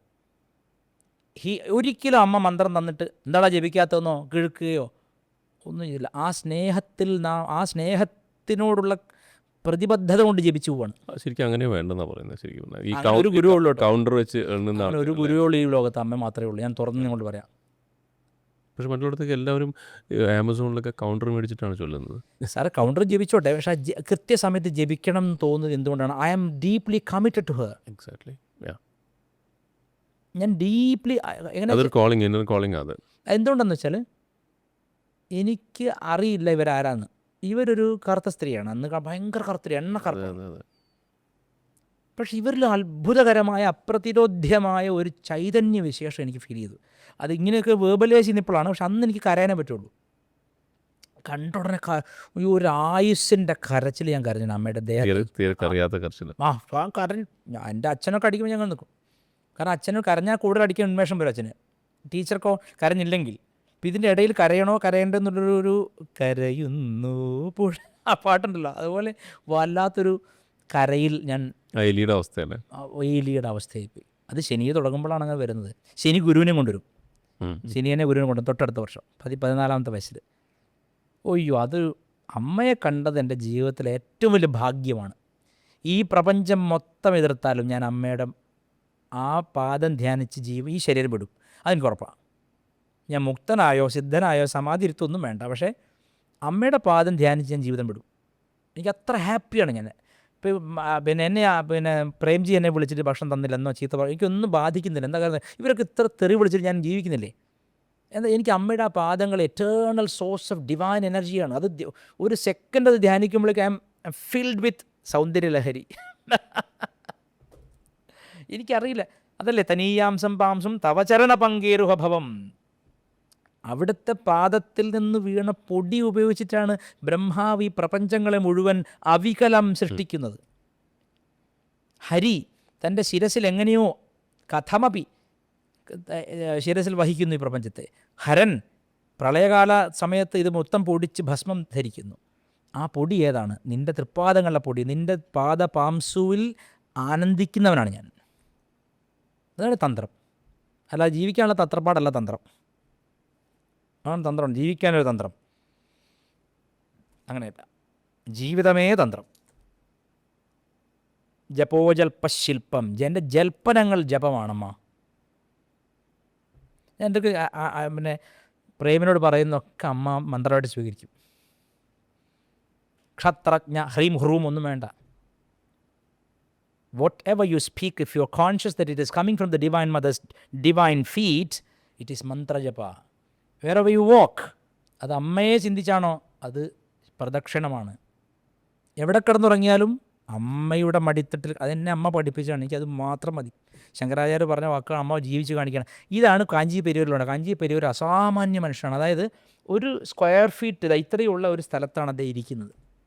അദ്ദേഹം ഒന്ന് ഇങ്ങനെ വിരൽ ചൊടിച്ചാൽ ഏറ്റവും വലിയ സിംഹാസനം. ഇപ്പോൾ ഇന്നലെ മന്ത്രം വാങ്ങി 10 ശിഷ്യന്മാരായപ്പോഴേക്ക് വ്യാസപീഠം സ്വന്തമായിട്ട് ഉണ്ടാക്കിയിട്ടിരിക്കുന്ന ആൾക്കാരല്ലേ ഉള്ളത്? അല്ലെന്ന് പറയാൻ പറ്റുമോ? നമ്മൾ തമ്മിലുള്ള ഈ കോൺവെർസേഷൻ ഇത്രയും നന്നായിട്ട് ക്യാപ്ചർ ചെയ്യാൻ വേണ്ടി മാത്രമല്ല ഇവിടെ ഇരിക്കും. നമ്മൾ ചായക്കടയിൽ ഇരുന്നാൽ തന്നെയല്ലേ പറയുക? എന്താ, അപ്പോൾ വേറെ പറയോ? അങ്ങനെയുണ്ടോ? അങ്ങ് പറയൂ, ഞാൻ അങ്ങോട്ട് ചോദിക്കുകയാണ്. സത്യം നമ്മൾ അല്ലേ, നമ്മളിപ്പോൾ ഇത് പോയി സെറ്റപ്പിന് കാരണം എന്താണ്? ജനങ്ങൾക്ക് ഇത് പ്രസൻറ്റബിൾ ആണ്. ഈ വിഡ്ഢികളായ ജനങ്ങൾക്ക് ഇതൊക്കെ വേണം. അല്ലെ ഒരു പേർക്ക് വേറെ വിമാരെന്തോ താല്പര്യപ്പെടുത്താൻ പറയുന്നതായിരിക്കും. ഈ ഫേക്ക് വേൾഡിനനുസരിച്ച് നമ്മളൊരു വേഷം കെട്ടുകയാണ് ഇവിടെ, അല്ലേ? അല്ലെങ്കിൽ നമ്മൾ രണ്ടുപേരും എന്ത് വ്യത്യാസമുള്ളത്? ശരീരങ്ങളുടെ ആ ആകൃതി വ്യത്യാസമല്ലാണ്ട് എന്ത് വ്യത്യാസമുള്ളത്? എനിക്കറിഞ്ഞൂടാട്ടോ, നിങ്ങൾ വ്യത്യാസം കാണുന്നതിൻ്റെ പറയണം, എനിക്കൊന്നും കാണാൻ പറ്റുന്നില്ല. അപ്പോൾ എൻ്റെ ഗുരു എന്നെ പഠിപ്പിച്ചത്, എടാ കക്കൂസ് കഴുകി പോയിട്ട് വേദം പഠിച്ച ആളാണ് ഒക്കെ അമ്മയ്ക്കറിയാം. അമ്മ എന്നെ പട്ടരയെന്നാണ് വിളിക്കാറ്. അമ്മയുടെ ശിഷ്യന്മാർക്ക് എല്ലാം അറിയാം. വള്ളിക്കാലം അമ്മ എന്നെ പട്ടരയെന്നാണ് വിളിക്കാറ്. ഇത്തവണ പോയപ്പോഴും പറഞ്ഞു, അതാ പട്ടര വരുന്നു പറഞ്ഞു. ഒക്കെ ആണെങ്കിൽ ആദ്യം എന്നോട് ഏൽപ്പിച്ച ജോലി പോയി കക്കൂസ് കഴുകുന്നതാണ് പറഞ്ഞു. ആ ബോയ്സ് ഹോസ്റ്റലിലെ 120 കക്കൂസ് കിട്ടണം, അത് മുഴുവൻ ഞാൻ കഴുകിയിട്ടുണ്ട് ഗംഭീരമായിട്ട്. ഇന്ന് അങ്ങനെ ഒരു ഗുരു ശിഷ്യനോട് പറയില്ല, കാരണം പറഞ്ഞാൽ ഗുരുവിൻ്റെ വരുമാനം മുടങ്ങും, ശിഷ്യൻ പോകും വേറെ സ്ഥലത്ത്, ഇല്ലേ? ഇപ്പോൾ ശിഷ്യന്മാർ തടയിട്ട് നിർത്തുന്ന ഡാമാണ് ഗുരുക്കൾ. ഡാംഡ് മാസ്റ്റേഴ്സ് എന്നൊരു ബുക്ക് എഴുതാം നമുക്ക്, DAMNED. അത് ഇവരെന്താ, ശിഷ്യന്മാർ ഒഴുക്ക് തടയാനുള്ളൊരു ഷട്ടറുകളാണ് ഇവരൊക്കെ. നമുക്കങ്ങനെ പ്രശ്നമില്ല. ചിലർ എന്നോട് തെറി പറഞ്ഞ് എന്നെ വിട്ടുപോയിട്ടുണ്ട്. ഞാൻ ഭയങ്കര റൂഡാണ്, എൻ്റെ എല്ലാം കമാൻഡ് പോലെ വരുള്ളൂ. എനിക്ക് വിനയത്തോടെ പറയാൻ അറിഞ്ഞുകൂടാ, അതെൻ്റെ സിസ്റ്റത്തിലില്ല. അവിടെ നിന്നുള്ള യാത്ര എങ്ങനെയായിരുന്നു? പിന്നെ യാത്ര എന്ന് പറഞ്ഞാൽ കാളവണ്ടി യാത്രയാണ് സാർ, ബെൻസിലൊന്നും പോയത്. അതായത് അമ്മയെ കണ്ടപ്പോൾ എനിക്ക് ആ കണ്ണുകൾ അപ്രതിരോധ്യമാണ്. ഇന്നും ഞാൻ ആ കണ്ണിൽ ഞാൻ അലിഞ്ഞു പോകും, കാരണം അത് ഭവാനിയുടെ കണ്ണുകളാണ്. ഛത്രപതി ശിവാജി മഹാരാജ് ആരാധിച്ച തുലജാ ഭവാനിയുടെ കണ്ണാണ് അത് ഉറപ്പാണ് എനിക്ക്. ഒരു മനുഷ്യ സ്ത്രീയുടെ ശരീരത്തിനകത്ത് നിന്നും അപ്രതിരോധ്യമായ സ്നേഹം, പ്രേമം ഇത് വരും എന്ന് എനിക്കറിയില്ലായിരുന്നു അതുവരെ. കാരണം ഞാൻ കണ്ട മനുഷ്യ കോലങ്ങൾ ഒക്കെ നമ്മുടെ തെറ്റെന്താണ്, അടുത്ത അടി എപ്പോൾ തരണം എന്ന് അവരാലോചിക്കുന്നത്. പക്ഷെ അമ്മയ്ക്ക് നമ്മുടെ എല്ലാ ന്യൂനതയും പ്രശ്നമല്ല. നിങ്ങൾ ചിലപ്പം ഞാൻ കണ്ടിട്ടുണ്ട് നമ്മുടെ ഈ ട്രാൻസ്ജെൻഡേഴ്സിൻ്റെ ഒരു സ്ത്രീ, അവർ കരഞ്ഞുകൊണ്ട് പറയുകയാണ്. അത് നമ്മുടെ ബോളിവുഡിലെ വലിയ പ്രശസ്തനായ സംവിധായകൻ ഉണ്ടല്ലോ, അവരുടെ പേര് പറഞ്ഞേ, എന്ത് കപൂറാണ്, ഫേമസ്. അദ്ദേഹം അമ്മയെപ്പറ്റി ദ സയൻസ് ഓഫ് കമ്പാഷൻ ഒരു ഒരു ആൽബം ചെയ്ത്, ഒരു ഡോക്യുമെൻ്ററി ചെയ്തിട്ടുണ്ട്, യൂട്യൂബിൽ കിടക്കുന്നുണ്ട്. അല്ലല്ല, വലിയ വലിയ സംവിധാനം, പേര് പറഞ്ഞു എനിക്ക് ഇങ്ങനത്തെ ഒന്നും ഓർമ്മ വെക്കില്ല. അദ്ദേഹം അതിൽ പറയുന്നുണ്ട്, ഈ സ്ത്രീ അതിൽ പറയുന്നുണ്ട്, ഈ ട്രാൻസ്ജെൻഡർ പറയുന്നുണ്ട്, പല ഗുരുക്കന്മാരത്ത് പോയെങ്കിൽ അവർക്കൊക്കെ ഒരു അക്സെപ്റ്റ് ചെയ്യാനൊരു എവിടെയോ ഒരു മടിയുണ്ടായിരുന്നു. അമ്മയ്ക്ക് ഒരു ഇതല്ലേ പറയുന്നത്, വിദ്യാവിനയ സമ്പന്നേ ബ്രാഹ്മണേ ഗവിഹസ്തിനി ശുനീ ചൈവ സ്വപാകേച്ച പണ്ഡിതാ സമദർശിന. ആത്മജ്ഞാനി സമദർശിയായിരിക്കും. നീ ഹോമോസെക്ഷലാണോ, നീ ഹെറ്ററോസെക്ഷലാണോ, നീ ബൈസെക്ഷലാണോ, നീ ട്രാൻസ്ജെൻഡറാണോ, ക്യൂർ കുറേ സാധനം, അതൊന്നും പ്രശ്നമല്ല അമ്മയ്ക്ക്. നിങ്ങളുടെ എന്ത് തരത്തിലുള്ള ന്യൂനതയും അമ്മയ്ക്ക് പ്രശ്നം. അമ്മയാണ്. ആ വാക്കിൻ്റെ മഹത്വം അറിയുന്ന എത്ര അമ്മമാരിന്ന് ഇവിടെ ഉണ്ട് ഭൂമിയിൽ. സ്വന്തം കുഞ്ഞിനെ ബക്കറ്റിൽ മുക്കി കൊന്നിട്ട് കാമുകനോടൊപ്പം പോകുന്നവൾ അല്ലേ? ഇപ്പം അമ്മ എന്ന് പറയുന്ന വാക്കിന് അർഹരാണോ ഇവരൊക്കെ? അപ്പോൾ അമ്മ എന്ന് പറഞ്ഞാൽ എന്താണ്? ഭവാനിത്വം ദാസേ. സൗന്ദര്യലഹരി പറയുന്നു, ഭവാനി നീ എനിക്ക് അവിടുത്തെ കൃപാകടാക്ഷം തരുമെന്ന്, ചരണാനുഗ്രഹം തരുമെന്ന് പറയുമ്പോഴേക്ക് ഭവാനിത്വം കൊടുക്കുകയാണ്. The status of Bhavani. ഭവാനിയുടെ സ്വന്തം വിരിപ്പടം കൊടുക്കുകയാണ് ഭക്തന്, ഭവാനി ആക്കുകയാണ് അവനെ. അതാണ് ലളിതാ സഹസ്രനാമത്തിൻ്റെ ധ്യാന ശ്ലോകത്തിൽ അവസാനം പറയുന്നത്, അണിമാതിഭിരാവൃതാം മയൂഖൈരഹമിത്യേവ വിഭാവയേ മഹേശി. ഞാൻ തന്നെയാണ് അവിടുന്ന് ഞാൻ ധ്യാനിക്കട്ടെ എന്നാണ്. അപ്പോൾ തന്ത്രത്തിൻ്റെ ഏറ്റവും ഉയർന്ന പടി എന്ന് പറഞ്ഞാൽ ഒരു മനുഷ്യൻ അവൻ ചെയ്യുന്നതെന്തും പൂജയായി മാറുന്നതാണ്, അല്ലാതെ പൂജ ചെയ്യലല്ല. തീർച്ചയായിട്ടും. ഒരു നായ്ക്ക് ഭക്ഷണം കൊടുത്താൽ, ഒരു വിശന്നിരിക്കുന്ന മനുഷ്യൻ ആഹാരം കൊടുത്താൽ, ഇതെല്ലാം ഭവാനി പൂജയാണ് എന്നെ സംബന്ധിച്ച്. അങ്ങനെ ഞാൻ അതേ കരുതും. അല്ലാത്ത മറ്റു പരിപാടിയൊക്കെ നിർത്തിയാൻ. ബാഹ്യപൂജ വളരെ കുറവാണ്. പൗർണമിക്കുള്ള ശ്രീചക്ര പൂജയുണ്ട്, വെള്ളിയാഴ്ച പൗർണമി, അമാവാസി, 3 പൂജയേ ഉള്ളൂ എനിക്ക്. വേറെ ഒരു പൂജയും ഞാൻ ചെയ്യാറില്ല. നിത്യേനുള്ള ജപമുണ്ട്. വേട്ടക്കാരൻ ഞങ്ങളുടെ പരദേവതയ്ക്കുള്ള പൂജ, കുലദേവത പൂജ കൊണ്ട് ചെയ്യും. അല്ലാത്ത ഒരു പരിപാടിയും ചെയ്യുന്നത് എന്താണെന്ന് വെച്ചാൽ ഇതെല്ലാം നമ്മൾ ഈ ഉണ്ടാക്കി വെച്ച സ്വർണ്ണപാത്രങ്ങളാണ് സൂര്യനെ മറയ്ക്കാൻ. അതാണ് ഉപനിഷത്ത് വാക്യമാണ്, ഞാൻ പറഞ്ഞുണ്ടാക്കിയല്ല, അത് ഉപനിഷത്ത് വാക്യമാണ്. ഹേ പൂഷാവേ സൂര്യദേവ, അങ്ങയെ മറച്ചിരിക്കുന്ന, സത്യത്തെ മറച്ചിരിക്കുന്ന, അങ്ങയെന്ന് പറഞ്ഞാൽ സത്യത്തെ മറച്ചിരിക്കുന്ന ആ സ്വർണ്ണപാത്രം ഒന്ന് മാറ്റി ഒരല്പം നേരം ഞാൻ കാണട്ടെ സത്യത്തെ എന്നാണ് ഋഷി പറയുകയാണ്. ചൂട് സഹിക്കുമെന്നാണല്ലേ? അപ്പോൾ സൂര്യൻ തിരിച്ച് ചോദിക്കേണ്ടതാണ് ശരിക്കും. അത് പറഞ്ഞിട്ടില്ല ഉപനിഷത്തിൽ. സൂര്യൻ പറയടാ, സത്യത്തിൻ്റെ മൂടി നീ താങ്ങും അത്. നീ സത്യം കണ്ടാൽ നീ സത്യം പറയാൻ തുടങ്ങും. സത്യം പറഞ്ഞ് നിന്നെ സോക്രട്ടീസിനെ പോലെ, യേശു അല്ല, സോക്രട്ടീസാണ് ജെന്യുവൻ. സോക്രട്ടീസിനെ വിഷം കൊടുത്ത് കൊന്ന പോലെ നിന്നെ കൊല്ലും. ഓഷോയെ കൊന്നു, അതുപോലെ കൊല്ലപ്പെടും. അല്ലെങ്കിൽ സോഷ്യൽ സെൻസറിങ്ങിന് വിധേയനാവും. ദ ബുക്ക് ഓഫ് മാൻ, ഓഷോയുടെ, എല്ലാ ആണുങ്ങളും വായിച്ചിരിക്കേണ്ട പുസ്തകമാണ്. ദ ബുക്ക് ഓഫ് വിമൻ, അതും വായിച്ചിരിക്കണം. രണ്ടിലും ഉണ്ട്. ഈ എൻറ്റയർ സാധനമായിട്ട് കിടക്കുന്നുണ്ട് 2 പുസ്തകത്തിൽ. ഓഷോയുടെ 2 ടൈറ്റിൽ. പിന്നെ അതുപോലെ Krishna the man and his philosophy. ഈ 3 പുസ്തകങ്ങൾ സത്യത്തിൽ അദ്ദേഹത്തിൻ്റെ മൊത്തം ഫിലോസഫി 3 പുസ്തകങ്ങളിലുണ്ട്. പക്ഷേ ഇത്ര ചെറുപ്പത്തിൽ തന്നെ ഇങ്ങനെ ഒരു റിബലായിട്ട് വളർന്നു വരും. ഇപ്പോഴല്ല ഞാൻ പറഞ്ഞില്ലേ, അതെ. You are again going the wrong route. അതായത് എൻ്റെ തൊട്ട് പുറകത്തെ ജന്മം സന്യാസം, അതിന് തൊട്ട് മുമ്പത്തെ ജന്മം അതെ മുതൽ അറ്റ്ലീസ്റ്റ് അപ്പോൾ മുതലെങ്കിലും ഞാനൊരു ഫുള്ളി ഗ്രോൺ മിലിറ്ററി കമാൻഡൻ്റ് ആണെന്നുള്ള ചിന്തയാണ് എൻ്റെ ഉള്ളിൽ ചെറുപ്പം മുതലേ. ഭയങ്കര പ്രശ്നങ്ങളൊക്കെ ഉണ്ടായിട്ട് കുട്ടിക്കാലത്ത് കളിക്കുമ്പോഴൊക്കെ വെറുതെ പിടിച്ച് അടിക്കുകയോ ചെയ്യും ഞാൻ. പക്ഷേ ഞാൻ എനാക്ട് ചെയ്യുകയാണ്, അത് പൂർണ്ണമായിട്ടും പോലീസാണ് എപ്പോഴും. കള്ളൻ പോലീസിൽ ഞാൻ ഒരിക്കലും കള്ളനായിട്ടില്ല, എനിക്ക് താല്പര്യമില്ല അത്. എൻ്റെ ജോലി എന്ന് പറയുന്നത് ലൈ ഡിറ്റക്റ്റിംഗ് ആണ്. എന്താണ് അത് പണ്ടേതാണ്. അല്ല, അതാണോ അങ്ങ് ഇപ്പോൾ ഈ നവമാധ്യമങ്ങളൊക്കെ അങ്ങ് എഴുതുന്നത് വളരെ രൂക്ഷമായിട്ട്? എനിക്കറിയാം അത് എഴുതുന്ന ആൾക്ക് കൃത്യമായിട്ട് കൊള്ളും, അയാൾ വല്ലാതെ പൊള്ളും എന്നൊക്കെ എനിക്കറിയാം. പക്ഷേ അയാൾ മനസ്സിലാക്കുന്നില്ല ഞാൻ അയാളെ ഏറ്റവും ഇഷ്ടപ്പെടുന്ന ആളാണ്. പക്ഷേ ഞാനത് അങ്ങയോട് സംസാരിക്കുമ്പോൾ ശ്രദ്ധിച്ചിട്ടുള്ളത്, അങ്ങ് ഒരിക്കലും അവിടെ എഴുതിയ ആളെ പറ്റി കുറ്റം പറയാറില്ല. ഇല്ല, അതിന് കാരണം എന്താ വെച്ചാൽ ആ വ്യക്തി മനസ്സിലാക്കുന്നില്ല, അയാൾ ഈഗോ ട്രിപ്പിൽ പെട്ടിരിക്കുകയാണ്, ഇറങ്ങാൻ പറ്റാത്തൊരു ചക്രത്തിൽ കയറിയിരിക്കുകയാണ്, അയാളെ താഴെ ഇറക്കാനാണ് ചെയ്യുന്നത്. കാരണം അത് എനിക്ക് തോന്നുന്നു നമ്മൾ വളരെ ഡീപ്പസ്റ്റ് കോൺവെർസേഷനിൽ പോലും അങ്ങ് പറഞ്ഞിട്ടുള്ളത് is A good human being. Of course I do. ഞാൻ പറഞ്ഞല്ലോ, ഒരു മനുഷ്യൻ്റെ എല്ലാ നല്ല ഗുണങ്ങളെയും ഞാൻ അംഗീകരിക്കും. ഒരു മനുഷ്യൻ ഈ സ്വർണ്ണപാത്രം എടുത്ത് മറയ്ക്കാൻ തുടങ്ങുമ്പോൾ ഞാനുമായിട്ട് അകലാൻ സാധ്യതയുണ്ട്. കാരണം അയാൾ അകലുന്നതാണ്, ഞാൻ അകലുന്ന. ആ വ്യക്തി എപ്പോഴും അകലും എന്നോട്. അതിന് പ്രധാന കാരണം അവരുടെ ചിന്ത ഞാൻ അയാളുടെ സ്ഥാനത്ത് വരുമോ, അല്ലെങ്കിൽ അയാളെക്കാൾ അങ്ങനെ. അതൊക്കെ എന്താണ്? ഒന്നുമല്ല. ഞാനൊരു സത്യസന്ധത പറയാം, കോഴിക്കോട് പാരഗൺ ഹോട്ടലുണ്ട്, അതുള്ളിടത്തോളം ഞാൻ ഹാപ്പി ആയിരിക്കും. എന്താ അതിൻ്റെ അർത്ഥം? അവിടെ പോയിട്ട് ഞാൻ 25 പൈസ 50 പൈസയും കൂട്ടി വെച്ച് ചായ കുടിച്ചിട്ടുണ്ട് നമ്മുടെ സുമേഷ് ഗോവിന്ദ്ജിയുടെ ഹോട്ടലിൽ. ഞാൻ സത്യമാണ് പറയുന്നത്. ഒരു ചായ അവിടെ നിന്ന് കുടിച്ചാൽ പരമാനന്ദ എനിക്ക്. എന്നെ അങ്ങനെ തോൽപ്പിക്കാൻ പറ്റില്ല. എൻ്റെ ദാരിദ്ര്യം എൻ്റെ ബലം.